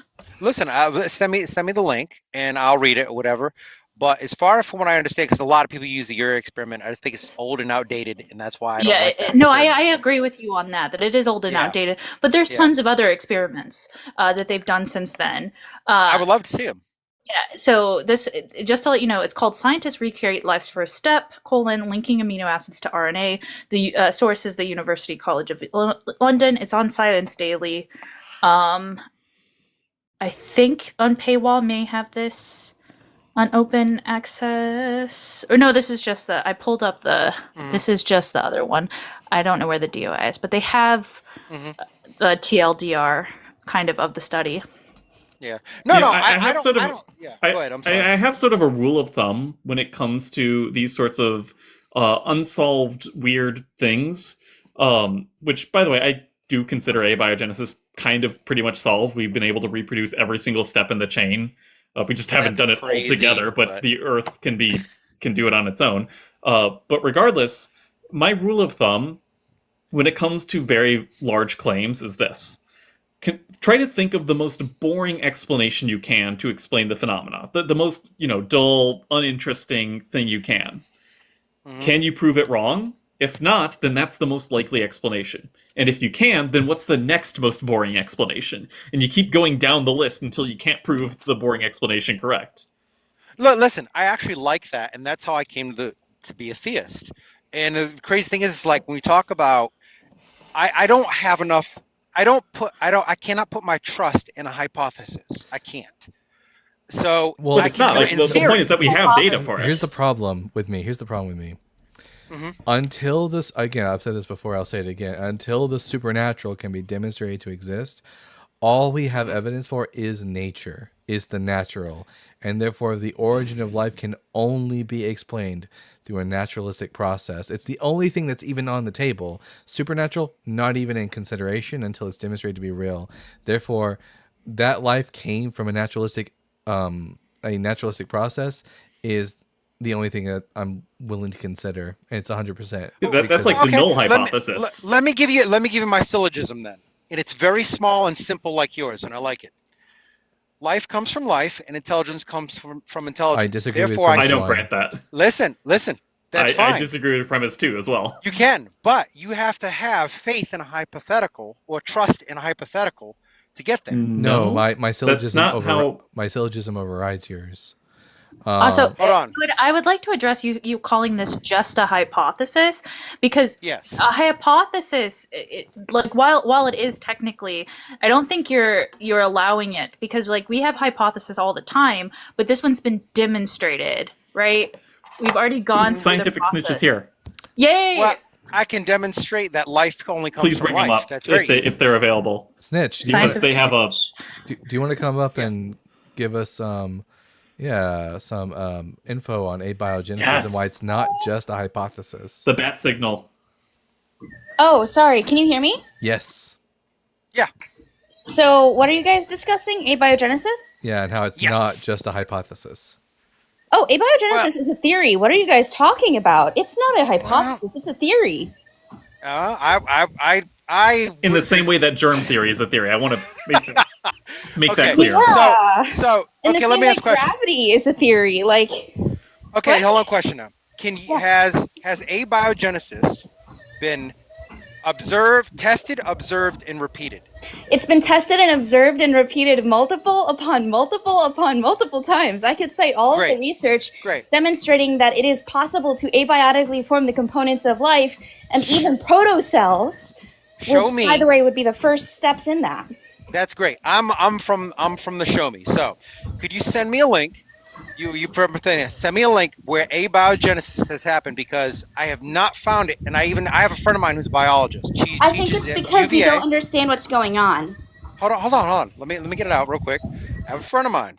She's an atheist. She believes in abiogenesis. Okay. She was a professor at UVA here in Virginia. Okay. She taught chemistry and biology. She understands this and refers to it as the best hypothetical for her belief. Okay, so here's the problem. You're appealing to authority of one person when we have over 15 different studies demonstrating that it is not only possible but plausible to generate the components of life abiotically through multiple synthesis mechanisms. So, You're for telling me that example, life has been created from non-life. We've done it. so protocells are depending on how you define life, then yes, because based off of the definitions of life, which, by the way, the definition was created by humans, Okay. there are certain organisms, like, for example, large viruses, which are very close to being considered life, but because they have to hijack another cell, they're not considered life. However, they still have, for example, various mechanisms to synthesize proteins and mRNA. They might just not be able to do everything on their own. Now, there are some bacteria. protein Wait, just let me metabolism. finish. Let me finish. I'm sorry. There are my some bad. bacteria that have one ribosome, meaning like they literally can only make one ribosome. Now, we have a ton of ribosomes. Over, I believe there's an organelle that's aligned with ribosomes. It's called the endoplasmic reticulum, rough ER. And so we have a ton of them. This organism has one. Are we considering it life? Yes, we are, because it can synthesize and replicate on its own. However, if we were to become more strict with our definition, we could exclude it from our understanding of life. Same thing goes for example, consciousness, where certain organisms over the years, we've expanded our definition to include them because of advancements in science. Same thing goes with this. So, for example, there's evidence within our own cells that there were microorganisms that were engulfed long ago, generating these organelles or mini organs inside of every single cell in your body. Two of those being the nucleus, which houses the DNA that makes you, and the mitochondria, which houses DNA that is not what makes you, and is the ancestral DNA to alpha proteobacteria. And we've actually seen this occur 3 different times, or at least we've seen it occur ourselves once, but we also have examples of it in nature 2 other times. So mitochondria and chloroplasts are examples of bacteria that were engulfed long ago when our ancestors were single cell. And then there was also recently a nitrogen fixing bacteria that was recently generated due to engulfing another bacterium. So when I'm saying there's not just evidence, you don't need to see life get created from complete scratch. I don't need to see a human being made in a bottle to know that we evolved from these early points of abiogenesis, because there's this gradient of life where you can include and exclude certain characteristics of what we define as life, and then that organism would be considered living or non-living. So the thing is it's our definition that's the problem, not the fact that we don't have the evidence. We have plenty of evidence. Well said. And this is why I fangirl so hard for Scientific Net. No, Great. great job. But to simplify things for me, because I'm just dumb and simple. All right. Can you give me an idea of the definition of what life is? Yeah, let me quickly pull up the exact definition of it. So let me just quickly do that. Sorry, I had to plug my phone in real quick. Okay. of living biology. I And then know I'll under go some like really relaxed definitions, you could even technically include fire because it multiplies, it has a See, metabolism. this You know, this is very important to So, according what I'm to talking the about. NIH and other biological organisms, which by the way is an organization of humans, not of viruses or bacteria or something that would want to include itself as life, because we don't fully understand how these organisms or how these non-organisms work yet. Living organisms are defined by a set of common characteristics, including organization, metabolism, homeostasis, growth, adaptation, response to environment, reproduction, and evolution. Now, viruses only do not follow one out of all of those characteristics. And yet, because we are human, and we are only human, we disregard viruses as being living. However, imagine that you are that virus. Do you even know how a virus feels about that? No, you don't, because you're not human. Or sorry, you are human. You're not a virus. So Okay.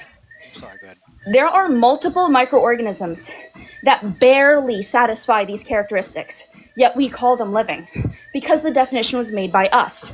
However, life itself, the true understanding of life, is a gradient, where there are organisms that satisfy some but not all, more or less. They satisfy these characteristics to varying degrees, and it's not black and white. So when you say that we haven't created life yet, we haven't created full-fledged life, but that's to be expected, because life itself is a gradient.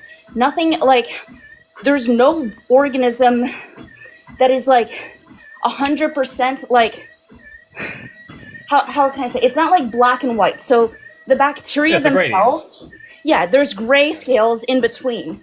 And Okay. with those gray scales in all between, you really need to have do. Well, I'm getting to the Snitch. point that my point for asking for the definition was very, very important because it kind of it just solidified the my whole point. Can I summarize? I think I can maybe phrase it a little bit more cleanly. The idea is Okay. that in order to show that abiogenesis is likely to happen, you don't need to go from non-life to fully, like the full, most rigid definition of life. All you need to do is go from non-life to somewhere on that sliding scale. And then once you're on that scale at all, evolution can take it from there. Which, again, we've shown that evolution is true. And if you already grant that, then yeah, the requirement is a lot less rigid. Correct me if I was wrong. Well, And also, just wanted to bring up, we have made some of the pre-life forms.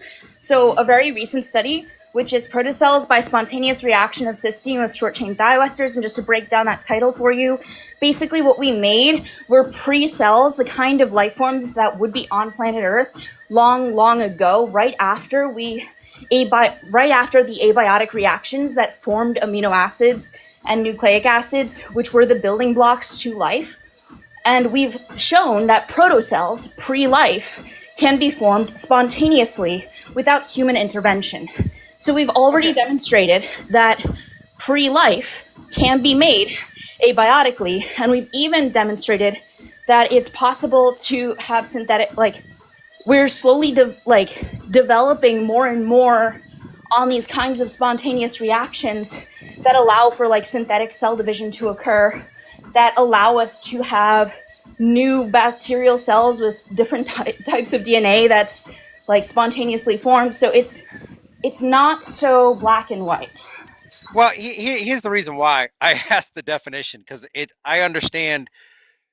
I know where you're coming from, okay? But I agree with your definition because that is the definition. I don't agree with it because, oh yeah, it sounds better if it's my worldview. That's because it is that. You know what I mean? That's what life is. It's not black and white. Yeah, the whole point of that was that there's no rigid definition. It's not like in physics where we do have rigid definitions. Listen, the definition, okay, of what she just gave it. Now, I have not found anybody that disagrees with me. Like I said, you're obviously a biologist or a chemist, I'm guessing. Physiologist. Math. Okay, cool. And I know a biologist, atheist, and agrees with what you said. And there is a theory of abiogenesis, but it's not in itself it's a thought process. It's that makes it In science, hypothetical. a theory It's is not something that has an enormous amount of evidence in support of it. By the way, right. Yes, this does so not. if you even call it a theory, that means you're granting it that it's likely true. This no, absolutely no. does have enough Abe, evidence for li- it to be considered listen. a theory. Because like the theory of gravity, germ theory. Can I just read something to you real quick? It's small, it's short, and it's from a very well-established page, and just see who disagrees with it and agrees with it. Quote, end quote. Abiogenesis is a theory that life on Earth originated and arose from natural processes, simple chemical compounds, and other non-living matter.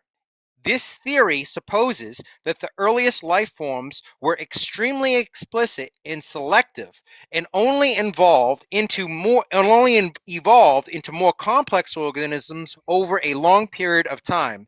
In essence, abiogenesis is a hypothetical explanation of how non-living organic okay. I also, Okay. hey, Chris, Just I disagreed with the word suppose, because suppose means something it's charged language, because so the term supposed is the basis of it's something in the case of basis of evidence but without proof or certain knowledge. I would say that it doesn't suppose it. We Okay. have evidence for it. Okay. You're also not using the word theory correctly. I'd like to just mention, wait, before you go on, I just would like to mention that when you say supposed, we have over 15 different studies demonstrating the synthesis, like the spontaneous synthesis of various molecules that go towards developing life. In fact, we have evidence of the spontaneous synthesis of self-replicating RNA, which is why there is the RNA world hypothesis. Now, the RNA world hypothesis is a hypothesis because it is implying that that is how the world started, and we don't necessarily know if it was DNA or RNA or proteins that came first, because proteins can also spontaneously form.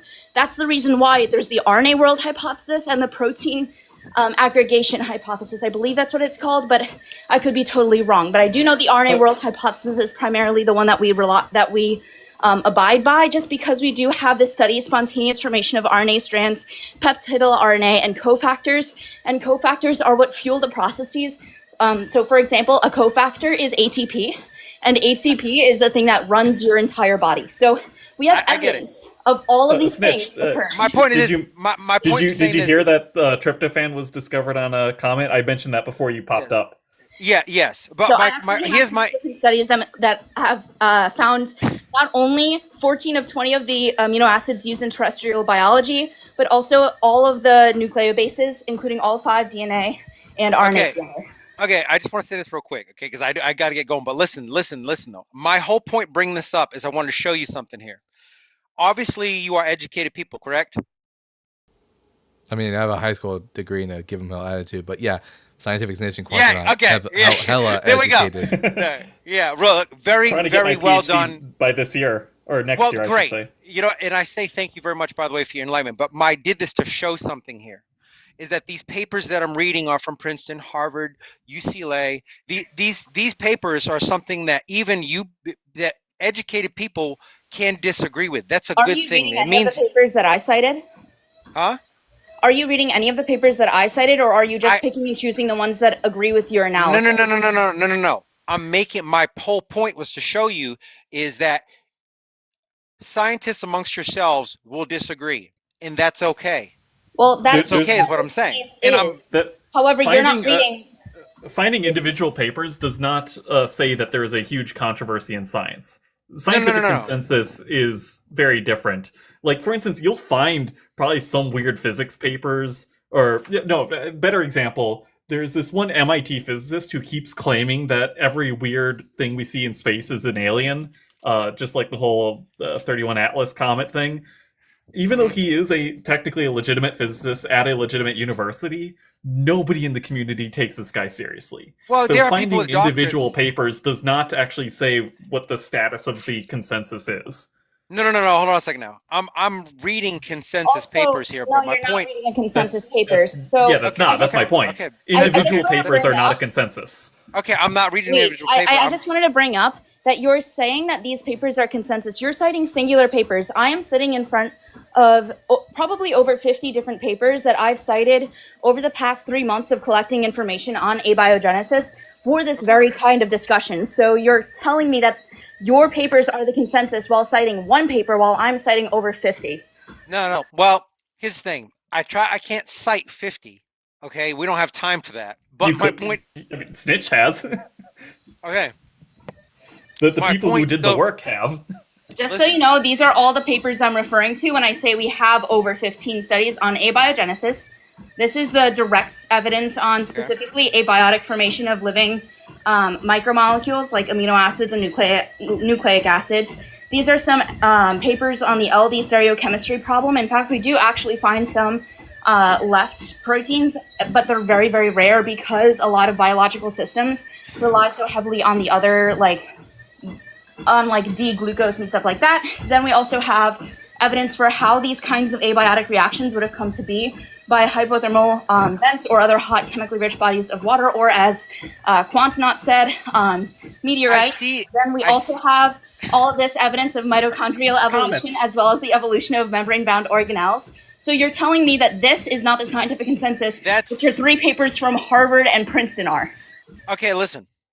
Now, if I showed you in the same paper, because I don't like appealed authority. That's not what I'm doing. Okay, but I understand you have. I appeal to knowledge and understanding. Appeal to expertise is not an appeal to an authority. By the way, No. Appeal to authority would be like citing the president. Either. This is not just an appeal to authority. This is an appeal to. This is data. Actually, sorry. What I'm trying to get. I made my point was made. You actually showed my point though. Is that I do believe in the definition because descriptors are discovered, not created, and because the descriptor you gave matched up with what I said about in this what I just read you here was not disagreeing with what you said. No, it doesn't, because what you're implying is that it's not a gradient, but rather black and white, when in reality it is a gradient. In fact, we find evidence of literal microbes inside of your cells. Every single cell in your body has a mitochondria, or actually, probably aside from red blood cells, but pretty much every cell in your body has a mitochondria.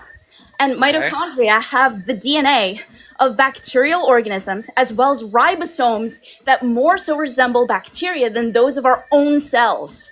Okay, Isn't listen. that wild? I listen. I agree with you. Yes, but my point still stands is that we can disagree on that all day I long. want you But to repeat back what I said. repeat everything you just said. You said a whole entire said a class single of teaching in college on biology. I could. Okay, so then you don't understand what I just said. I What understand what just you're said saying. was You're that saying there's every other. cell in your body pretty much has a mini bacteria inside of it that makes ATP and energy for you. You're talking It like has a 18 small motors bacteria and inside of you. listen. I understand what you're saying. Okay, and I'm not a biologist, but I don't have to be a biologist to understand the definition you just read. Oh my God, What I dude, just you don't The understand. whole point. Look, again, I'm not a biologist, but I got the point that the whole point is that life is not adequately defined on a black and white scale. That doesn't And what make I'm- sense. The more we and what- learn, the more we learn how blurry it is. Okay, what I'm saying is this. We're probably not going to agree on what life is. We don't even, apparently, what you're telling me is you because really it's not don't even know really what a life good definition. Like, Right. So in other words, therefore, it's we'll a collection never of agree on. chemical reactions that obey similar traits. But Well, like, here's as see- Snitch was saying, there's no individual set of. We're not going to agree um, on what life is because you're telling me that you don't It's have a gradients. definition of life. No, yeah, because it's a gradient. It's an Because you have an emergent property, you have essentially. an anthropomorphic centered understanding of what life Yeah. is, but as The- like the nothing in only- biology is ever black and white. It's always like spectrum.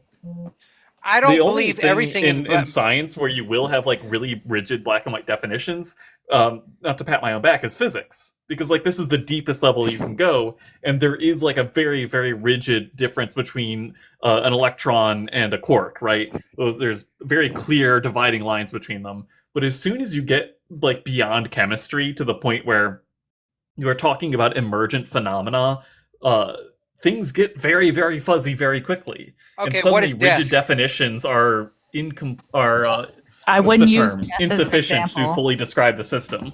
I wouldn't use death as an example. There are plenty of definitions on death.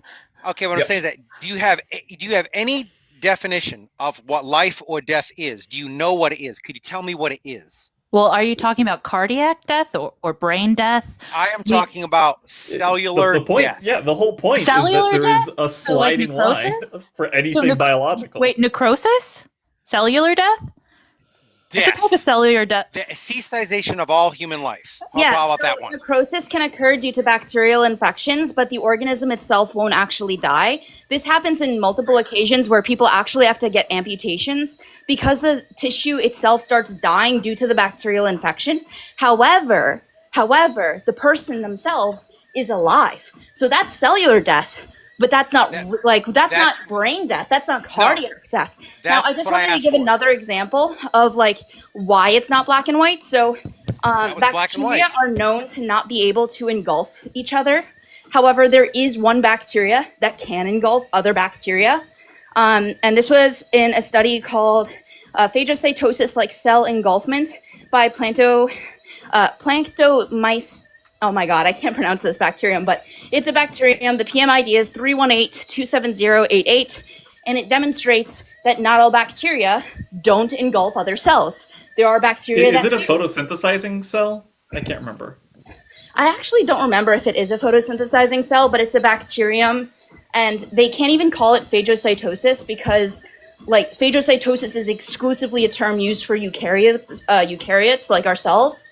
But they found that this bacterium exhibits that kind of behavior, demonstrating a crossover between bacteria and eukaryotes. So, like, there's plenty of examples like this I could draw to. It was pretty black and white what you just said with talk about necrosis. It's not. No, it's not. Did you hear what she said? Can necrosis Nothing she ever said not was black and white. How is it not black and white? You have to amputate a leg when it dies. Its cell dies. Yeah, but bacteria. the organism itself doesn't die. Okay, that's because it's a whole other thing. The leg is dead. Yeah, that's the whole point. Death is even death is on a sliding scale. No. The whole leg doesn't necessarily have to die either. This is the problem, and what we're trying to demonstrate to you is that the spectrum attribute of like different words that you're using, and generally when it applies to science, it's going to like carry nuance, and you're just not getting the nuance of what she's explaining to you. No. Yeah, I am fully understanding. That is emergent phenomena is going to have cases where there are like fuzzy edges, where the definitions are no longer sufficient to explain what's going on. Okay. I like to actually say that each science has what is called a zone of validity. So every time you do a science, like biology, chemistry, astrophysics, whatever, you have a set of requirements that need to be satisfied in order for the laws of that theory to apply to it. So, for example, like going back to my own area of expertise in physics, Newtonian mechanics is a branch of physics that has a zone of validity such that it is a valid theory to use whenever you're talking about low masses, low energies, and speeds much lower than the speed of light. So long as those conditions are satisfied, you are allowed to use that theory. In much the same way, other theories like biology, like chemistry, also have their own zones of validity, requirements that need to be satisfied for you to use the definitions that it gives you in a way that gives you reasonable conclusions. And in the case of like abiogenesis, the zone of validity for the definition of life is no longer sufficient, because that is one of the cases where you are very much in the sliding scale. You're very much in the gray zone, and that definition is not a valid case of using it. Well, you're outside of the zone of validity, and you need to substitute in a new theory, in which case the definitions used in abiogenesis are much more sufficient. Well, that was my whole point of bringing. I just wanted to add on to what he was saying. So, for example, if we one day found a cell that could divide and replicate on its own, but it couldn't create proteins on its own, for whatever reason, maybe it was using like DNA and RNA enzymes instead of protein, we probably would not necessarily say that this cell is exactly like our own cells. It's nowhere near it. It's using RNA and ribozymes that break down really easily. Maybe it doesn't even fully grow to the point where it's able to maintain itself, and it's always in this kind of flux. Would we define that as life? I mean, probably not by our traditional definition. We would have to expand upon that, and that's what we do with abiogenesis.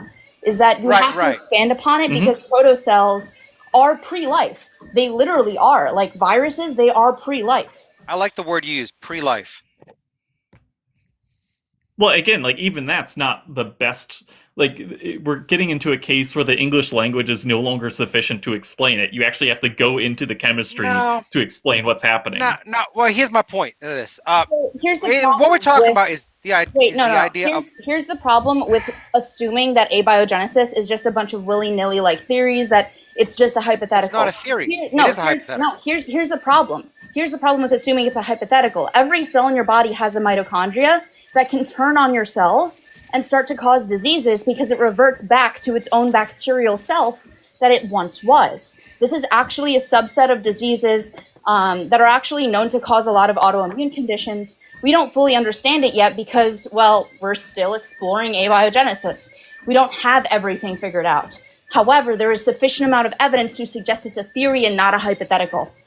So I think in order to, to summarize so far, what we've gotten out of this conversation is one, the abiogenesis, not a hypothesis. It is a scientific theory, which means it's well demonstrated to be true. We do have evidence for it. We've yet to demonstrate that there is even a supernatural to consider for the origin of life. So all we have is a naturalistic. The only thing that's viable on the table is a naturalistic explanation. Now I've got a guest waiting, and we've been going on for 50 minutes in this conversation. Yeah, I do got to get going myself, so I appreciate it, and thank you for your time on that. I really wish I had a chance to go back into this more with you, whatever, maybe another time. Whenever I post whenever I post this video on YouTube, go back and listen to what Scientific Snitch and Quantanaut have said, and look into the things that they have said. Oh no, I will. There's no doubt about it. It's just I really there's many things that I would like to challenge there that I did not get a chance to challenge, and I understand the time reference. So get this other guest up there and we will talk more. And thank you for your time and your patience. Thank you. And I want to thank Quantanaut and Scientific Snitch both for their expertise on this conversation, and also W to Scientific Snitch for working out and also debating science at the same time. Holy hell. I wanted to ask for our YouTube chat, Scientific Snitch and Quantanaut, do y'all have YouTube channels that you'd like to plug? I do technically have a YouTube channel. I really should start streaming there as well. It's the same username, Quantanaut, but I primarily focus here on TikTok, and I have a Discord as well. And you, Snitch? All in the link tree. Oh, I technically have a YouTube, but I barely ever use it. I'm primarily on Instagram and TikTok, but I do have a link in my bio for all of the sources I cited in regards to anti-evolution stuff. So feel free to go check that out. It's in the anti-evolution tab on Google Docs. All right. Well, you know where to find them now, people. So thank you both for your input. We're going to bring, before we move on to the next guest, I'm going to read some super chats real quick. I do also see there's a flat earther in the chat. I'm wondering if they're requesting. Who is it? PhD free. They are. So if you want to stick around for that conversation, you're more than welcome to. Oh, this is going to be fun. At Insiferium with the $5, 8 billion is too many. Listen, I understand your position, but we know it's just 8 billion is we just need more smart people is the problem. The number of people is not the problem. The problem is undereducated individuals, and that can be solved with proper education. We just need to better fund our schools and whatnot. And yeah, that's the situation. And awesome science communicators like the two people above me. Yeah. Oh shucks. At Fern Love Bond with the $2, denying science doesn't make your theology true. This is yeah. I mean, if it turned out that abiogenesis wasn't true, it wouldn't then follow that. Therefore, God is the explanation for the origin of life. Because again, until you can demonstrate the supernatural exists, it's not even on the table for me for an explanation for the origin of life. Not one tiny bit. For me, there's even a bigger issue that, like, I don't think supernatural things could even exist in theory, because if they existed, they would just be part of the natural world. It would just be a new law of physics that we didn't know. Yeah, supernatural is one of those fuzzy, like, what does it even mean sort of thing. It's like the word spirit. Exactly. Yeah. Oh, So yes, Snitch? oh, I just wanted to quickly say, like, I don't think that abiogenesis itself will ever be technically off the table because, as you said, like, supernatural would just become a part of the natural world. But also, I think it would just be the mechanism by which abiogenesis occurs, not necessarily, like, debunking quote-unquote abiogenesis. Otherwise, you'd have to go against all the literature I cited. I agree, because like whenever the origin of life is, it's going to be naturalistic because of the fact we haven't demonstrated the supernatural, and whatever that naturalistic explanation is going to be, it's going to be some form of abiogenesis or another. I mean, that's just what abiogenesis is. It's the naturalistic mechanism for the formation of life. I guess you could technically have infinite life, like it was always here. I guess that's a whole Christian talking point. Just right an there. infinite regress. That'd be interesting. Yeah. An infinite regress of life. That's literally like how Christians define God. Now, right. Hank says with the $5 hey, good day, mate. I love science when it's theologically convenient. Yeah, that's like basically like Ken Ham / Kent Hovind's like theme song right there. I love science as long as it agrees with my theology. And then finally, the last super chat before we move on to the next guest, at Game Guy BQDR with the $5 saying, I have a IFL Science article that says abiogenesis is hypothetical. Checkmate atheist. But seriously, guy, I wanted to talk about everything but his Bible.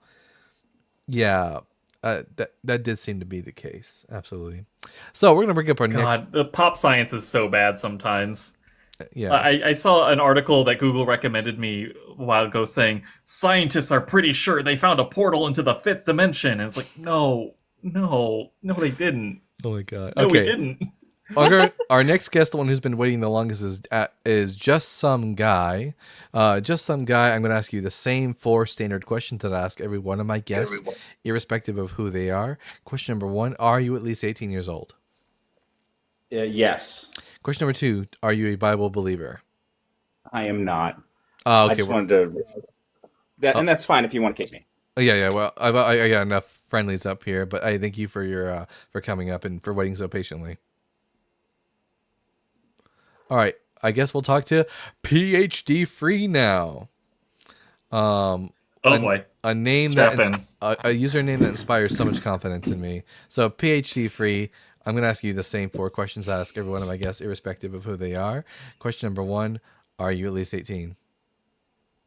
Yeah. What was that? Yes. Question number 2: are you a Bible believer? Yes. Question number 3: how much of your Bible have you read? Oh, I like that. I don't know what's up with your mic. You're coming in quite weak. 20%. 20%. All right. And question number 4, the final question: what are your pronouns? What the hell? He.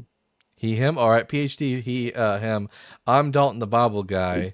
I don't believe that the Bible is true, including its claims about a flat Earth. Why should I?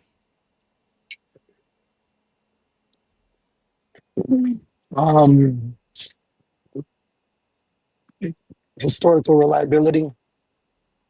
It's not historically reliable. It says things which are obviously historically ahistorical, such as, like, I mean, for example, PhD Free, who was the father of Belshazzar? Wait a minute. I gave my claim. Can I give you my argument? Or are you gonna like make one for me? You've made a claim. I'm rebutting your claim. You've made the claim No, the Bible I is made a historical. claim. Let me give you evidence for my claim. You can't rebut something for no argument. I make. No, you've made The a claim. hell? You've already made a claim. You made the claim that the Bible is historically accurate. Now, there are some things in the Bible which correspond to reality, like Nebuchadnezzar came in and he sacked Jerusalem and carried the Jews into Babylon exile.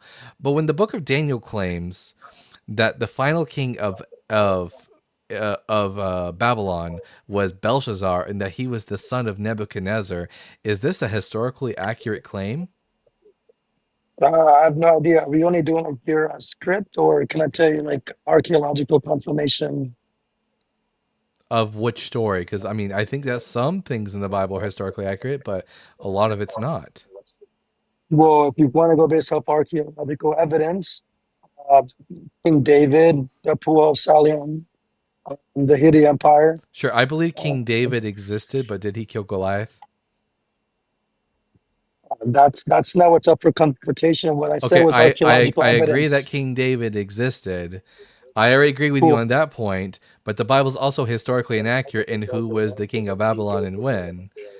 Like, it What about doesn't King matter if you Ezekiel? keep bringing up points that I already agree with you on. Historically speaking, King David probably existed, but that doesn't mean the Bible is historically accurate. It only means that in part it's historically accurate. When the Bible can't even agree as to when Jesus was born, and gets a lot of the history surrounding his birth incorrect, and when the king of Book of Daniel doesn't even know who was king of Babylon and when, it doesn't inspire a lot of confidence in me that the Bible is, for the most part, historically accurate. Well, 10,000 ancient copies of a story about Julius Caesar fighting a dragon. Does that mean that story was accurate? The number of documents doesn't tell me whether or not something's true. I don't think Julius Caesar fought Oh, a okay. dragon. I don't believe in the supernatural claims of the ancient world. Sure, I yeah. believe that Alexander the Great conquered the known world. I don't think he was the offspring of Zeus. Now, how about instead of talking about Alexander the Great or Julius Caesar, we talk about what the Bible says, and what the Bible says, which is historically inaccurate. So, for example, let's talk about the birth of Jesus. Was Jesus born during the reign of King Herod the Great? I have no idea. So you haven't read the Gospels. It said 20%. Did you forget that? So I guess that 20% did not include any of the four Gospels, or Matthew or Luke? Well, wait a minute. Hold on. So your question says, why should I believe in the Bible? Isn't that like an opinion? No, that's not an That's a opinion. That's a question. An No. An Like, opinion would wouldn't be a my answer statement. be my opinion? An opinion would be a statement like the Bible's a shit book. That's my opinion. But I think I can corroborate that with like evidence. Wait, aren't you the same? Buddy, aren't you the same guy I cooked a couple days ago? You haven't cooked me. Wait, watch this. You 100% No haven't idea. cooked me Give on me anything. watch So, this. Watch anyways, this. I'm Give me- not gonna let you get off the topic. So we're gonna talk about whether the Bible is actually historically accurate or inaccurate. So you're gonna answer my question. According to the Gospel of Hey, Trigger. Matthew, was Jesus born under the reign of King Herod the Great? Under the who? Reign of King Herod the Great. The reign of King. The Herod reign Great. of King Herod the Great. Come on. It's almost Christmas. You've got to know the nativity stories of Jesus. Come on. I mean, yeah, I would assume so. All right. So I just can't believe that somebody believes in the Bible but only decided to read 20% of it. Like, what? Well, shouldn't that be Quantum- like your whole thing?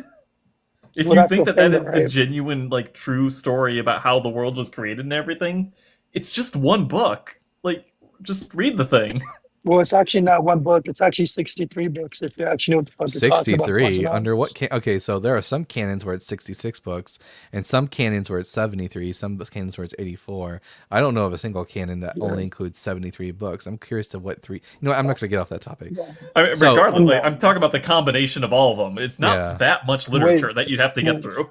Wait, give me evidence of Napoleon that I can't. We're not going to go. We're not going to talk about Napoleon now. You We're going to talk about the you gospel. made- We're going to talk about the gospel here. The Gospel of Matthew says in Matthew chapter 2 verse 1, "Now when Jesus was born in Bethlehem of Judea in the days of Herod the king, behold, wise men came from the east to Jerusalem."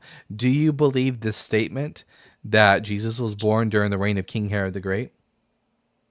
Sure. All right. Yes. Now I'm going to bring up to you another passage from the Gospel of Luke, chapter 2. We're going to see why this is a problem. It says in Luke chapter 2, verses 1 through 2, regarding the timing of Jesus' birth. In those days, a decree went out from Caesar Augustus that all the world should be enrolled. This was the first enrollment or taxation when Quirinius was governor of Syria. So do you agree with the Gospel of Luke that Jesus was born during the reign of, like, when Quirinius was governor of Syria? I have no idea about that. I mean, I just read it to you. I mean, Luke says Herod and King of Judea. I'm not sure I remember all that, dude. I just read it to you. I know, but what's your I question? think you Is have to it like a jingle some contradiction? keys on the screen to make sure he pays attention. Yeah, listen, I don't have keys on me, but PhD free. I'll read to you again what Luke says. In those days, a decree went out from Caesar Augustus that all the world should be taxed. This was the first taxation when Quirinius was governor of Syria. That's the timing. That's Luke chapter 2, verses 1 through 2. Do you accept that this is when Jesus was born? Because Luke says so. Sure. All right. Here's the All right, problem. sure. Here's the problem. Quirinius became the governor of Syria and did his taxation over the people of Judea 10 years after King Herod the Great was already dead. So either Jesus crawled back up into his mother's vagina and was born 10 years later, or the Gospels are historically inaccurate in regards to when Jesus was born. Take your pick. Oh shit. Well, I have no idea. This is really. Is that not like satisfying enough? Is that not satisfying enough for you? It's kind of it's very much unsatisfying. You coming up here and making the claim that the Bible is historically accurate, and yet you don't actually know anything about the Bible. That's the problem. You picked up one of the most popular. You picked one of the most popular figures of the Bible, King David, and thought that would be a slam dunk. I already agreed with you that he existed, but that doesn't tell me whether or not the Bible is historically accurate. Guess what? Superman comic books. It features Neil deGrasse Tyson showing Superman his home world Krypton being destroyed in a telescope. Neil deGrasse Tyson is a real person. That doesn't tell me whether or not the events of the Superman comic book are true. Do you understand this concept? Yeah, sure. Okay. So it doesn't look like the Bible is historically accurate because the Gospels can't even agree as to when Jesus was born. He sounds rough today.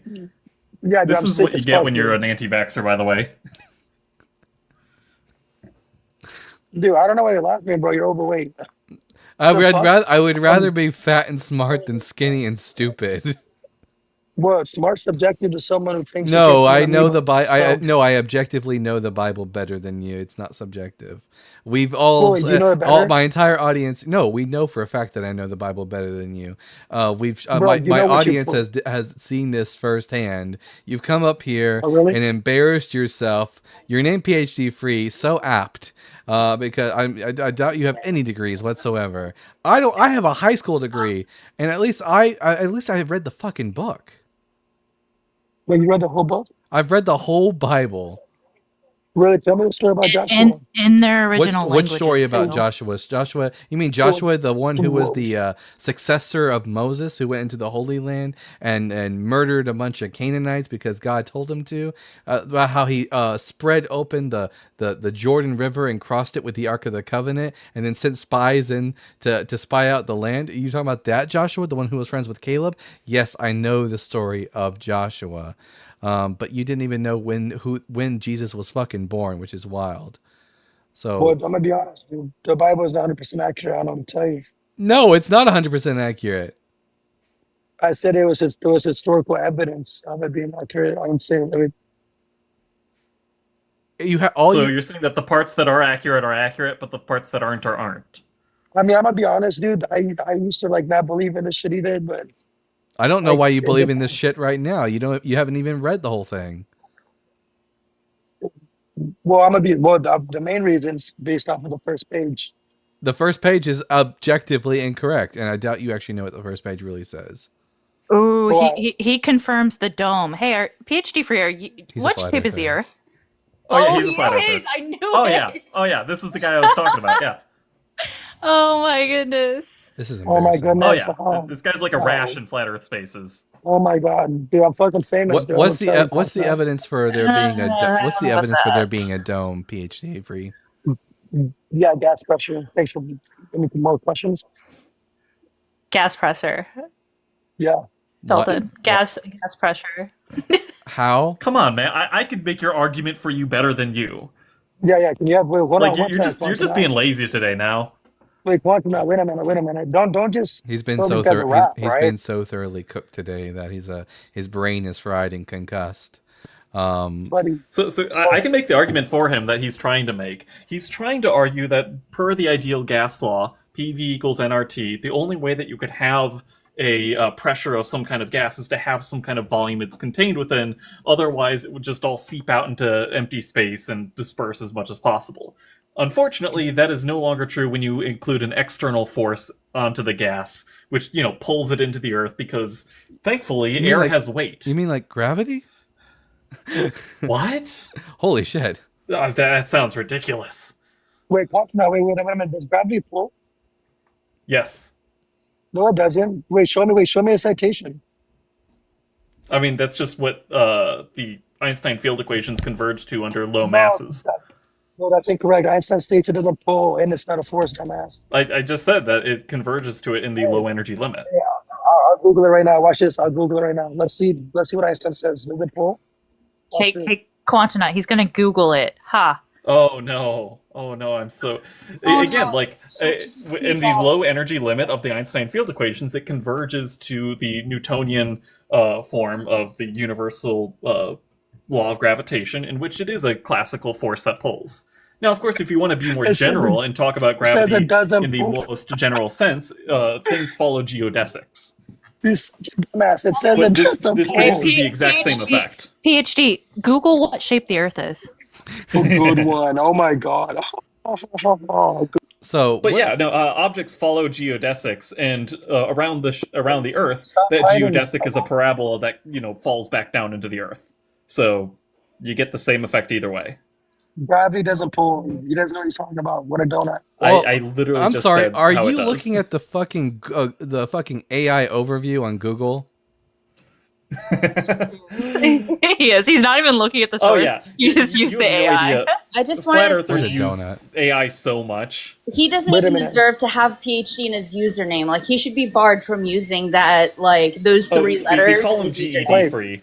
Wait a minute, GED guys. free. I got Stanford. I got Stanford, Harvard. How about you actually I just got, give us the Wikipedia, and I DOI got, number for an actual Einstein, scientific paper? Although you probably don't believe in scientific papers. Wait, so watch what's the this. point? Look, again, he's just trying to show is that under general relativity, gravity is not a classical force, which I Y'all would just got totally cooked. agree Shut with. up. However, under the low energy limit in which Earth is, we're not, a neutron star. It converges to the Newtonian form of gravity, which very much is a classical force where things, fall as you expect them to under normal F equals ma laws. You know what's the irony, guys, is that his Bible doesn't even agree as to how many days the Earth was created. PhD free. Here's a pop quiz for you.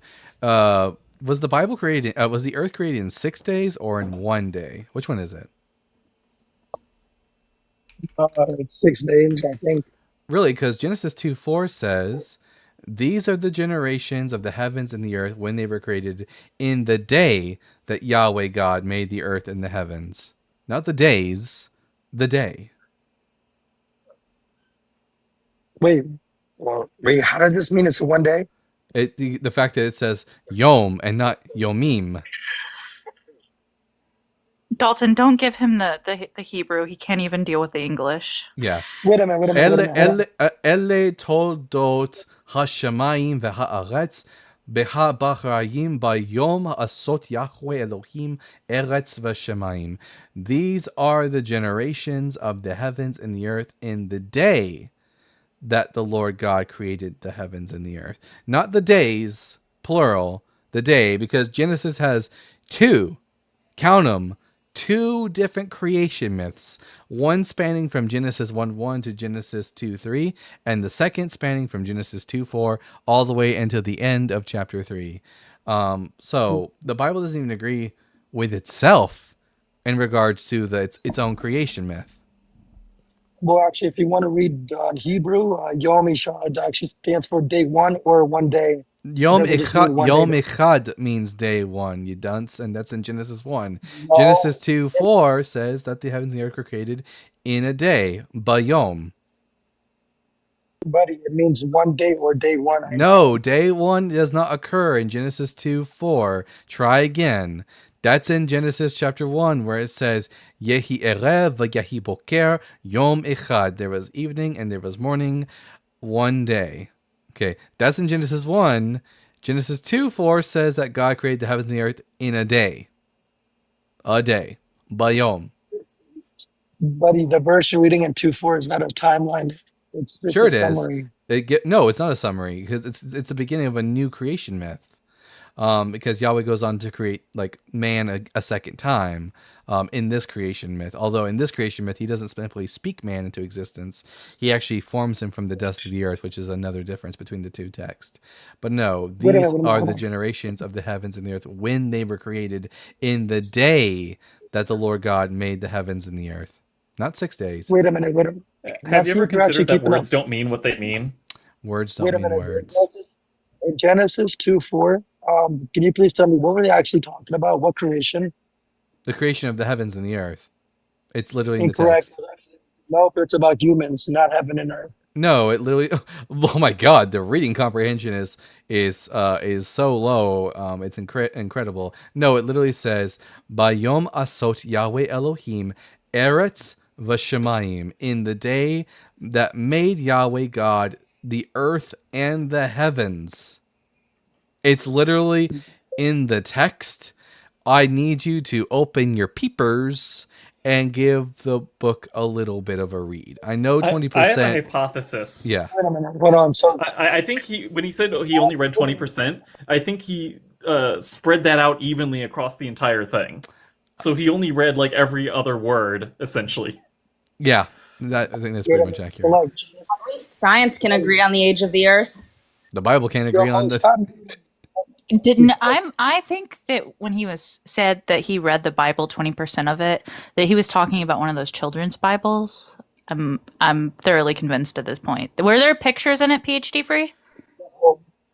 Somebody made like a Lego I mean, if one. you want to, the original Bible did have pictures, yes. No, it didn't, you fucking idiot. The Bible didn't have fucking pictures in it. What the hell are you on? They drew it in had crayon. little stick figure drawings in the manuscripts. What Bible has pictures in it from the original manuscripts? Oh, that is definitely going in the clip description. I got you. Watch this. Let's all laugh together. Hold on. Name the manuscript. Here you go. Name Watch the this. manuscript. Face plants into a wall. I bet he's not going to show us an actual Bible manuscript. He's probably going to show us some. Bro, you guys are so confident. I love it. Yeah, it's because unlike you, actually have a little bit of an education on the Bible. So, what manuscript of the Bible has pictures in it? Yeah, sure. One Typing second. into ChatGPT. No, not ChatGPT, baby. Name the manuscript. Oh, sorry, Grok. Yeah, I was about to say he does not use ChatGPT. It's definitely he's a Grok user. Cool, yeah. So if you want to be technical, it's got a picture of creation on it. So you can suck my Just nuts. make sure you turn off the not safe for work version first. Yeah, Quantum, Please. it's got a picture of creation. So suck my nuts, bro. What a child. What a child. It says you have no self-control while you're fat, bro. Shut up. Anyway, so let's take a look. Let's see. I've got my Bible up here. Now, tell me the name of the manuscript. I'll fucking pull it up right now in front of everybody. What's the name of the manuscript? Sure you will. Yeah. I'm sure you will, Sean. Yeah. Name the manuscript. Come on. We resulted to name calling Dalton. It's Yeah. nuh-uh, you're fat. I'm not. Ha ha. That's his response. Better to be fat than stupid, I always say. So, PhD free. Well, Middle schoolers have better insults. Yeah, listen, Yeah, PhD I- free. This is the thing with flat earthers. I'm always disappointed by their lack of creativity when it comes to insults. Yeah. So, PhD free, I'll give you 5 minutes to go find your manuscript that's got pictures in it. And then I will, if you can produce it, tell me the name of it. Brain free. I'm going to name him that now. Thank you, Jape in the comment section. Brain free. If you can show me, give me the name of the manuscript, I will pull it up for everyone to look at. And my first Bible is not a manuscript. Just letting you know now. I wonder if he knows what manuscripts are. I said a picture dumbass. Yeah, Actually, try to track my show me a conversation. picture. Show me an original manuscript, like maybe from the Dead Sea Scrolls or from the Septuagint, that has a picture in it, and not some medieval transcript. Like, I understand that medieval Bibles, which are translations of the original text, have pictures in them, but do any of the original have pictures in them? Or the oldest that we have. Here, I have. Those monks must have been really bored when copying over Bibles. Oh, for sure. Sounds like a very tedious job. The hand ache. You know, that's still a thing. While that's not really practiced in Christian circles, in Jewish circles, Torah scrolls, authentic Torah scrolls, which are used in synagogues, are still copied jot for jot, tittle for tittle by hand. Oof. Bro, this guy's such a donut. Says the guy who We're doesn't waiting. know who We're Jesus waiting. was born under. That's not a fucking manuscript, you dumbass.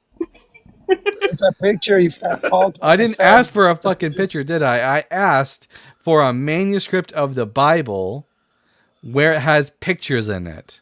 You're an absolute dunce, and I'm done with you. I can't wait to clip that video. Oh, that was hilarious. I'm so much less of a Bible believer now than I was at the beginning of this conversation. We're gonna move on to one. Again, flat earthers are so entertaining. Yeah. We're going to move on to one last guest, but before I do, I'm going to read some super chats. At Sir Game-A-Lot with the $4.99. Nice to see you on here on this fine night. Sir Game-A-Lot, it's nice to see you on this fine night too, you handsome dog. And then at SpaceLord75 with the $4.99. PhD Free should demand a refund for his free doctorate. What he should... some sort of refund. I mean, the public school must have failed him so bad, or he just was a really bad student. I'm probably the latter. And then finally, at Sir Game-A-Lot again with the $4.99. I ordered my JPS Jewish Publication Society Bible as you recommended. What was the name of the commentary you recommended while I read the Old Testament? So, Sir Game-A-Lot, the name of the best commentary series for the Bible, that's like the gold standard, is the Hermeneia Bible Commentary Series. It's spelled Hermeneia, Hermeneia Bible Commentary Series. Now note, this is not a single volume for the entirety of the Bible. This is, every book gets its own volume, and sometimes each book gets multiple volumes. And the entirety of the commentary can run you from $4,000 to $5,000. So pick a book that you really want to study and buy that one first. I don't know. So just wanted to plug the Discord in real quick. One of the perks of being a beta member of the Discord is there is a section about for asking Dalton Bible related questions. So if you're interested in YouTube modding, Discord modding, or you just want to be a part of the beta server, we're allowing 50 to 100 people. DM me if you're on YouTube, Ashlynd, ASHLYND 94 on Discord, or if you're on TikTok, DM me here and I'll send you a link. So just dropping that in because we're trying to build a community on there. All right. I was just about to ask if you had your own server because I was looking for you on Justin's, but I couldn't see you on there. So It's brand new, and I probably need Nice. to get it integrated into Justin's as well. Yeah, Yeah. So, I just had a guest up, but they disappeared. Savage something, I think, or whatever. If you're in opposition, feel free to, or we can talk to Mech Engine. We have Mech Engine. He'll be our last guest, I guess. It was me, and then I requested back because I realized you probably want opposition. Yes, it's only here for opposition. Yeah, but so it looks that's like, why. But it looks like I'm not getting any opposition. So like it's gonna be all friendly. I can vouch for Mech. Quant, if you want as well, I can DM you the Discord link. Oh, sick! Thank you. Yes. Yeah. Yeah, no you choose problem. Snitch if you want it. I got my own server in the link tree, so you can find me there. All right. Yeah. Well, it looks, I'll go and join. I'm not a part of your server. well, Nice. it looks like we don't have any other opposition because PhD Free I'm not talking to anymore today. You're too stupid to talk to. I feel like I lost brain cells talking to you. It's contagious, and I don't want to catch it. So He did has me. that effect. Would yeah. it be alive without Glitter or Grumpy Butterfly accidentally requesting? Oh wait, does host know about the freeisms? Oh, I don't think so. What? He has a very interesting way with the English language, and we've been compiling a list of all the weird phrases that he's used in the past. I don't have them Yes. off the top of my head. I know, Mech, you do. Oh, I have them. Screenshot them and So send them does to me. anybody know about riveting away from a conversation? Riveting away? Well, Yes. it sounds riveting. That's wild. Let's see who. I think at this point Justin is live. Let's see. Alrighty then. Wait, is Justin not live right now? Is he not live? He's not live on TikTok, at least. Interesting. Usually Justin is live on Fridays, but he's not. I don't so, think he's going. I think he's off this It's week holiday because of weekend. Thanksgiving. Oh, okay. Well, instead, everyone, I'm going to send you to Godless Engineer's TikTok channel. Go over to Godless Engineer. Tell him that the Bible guy sent you.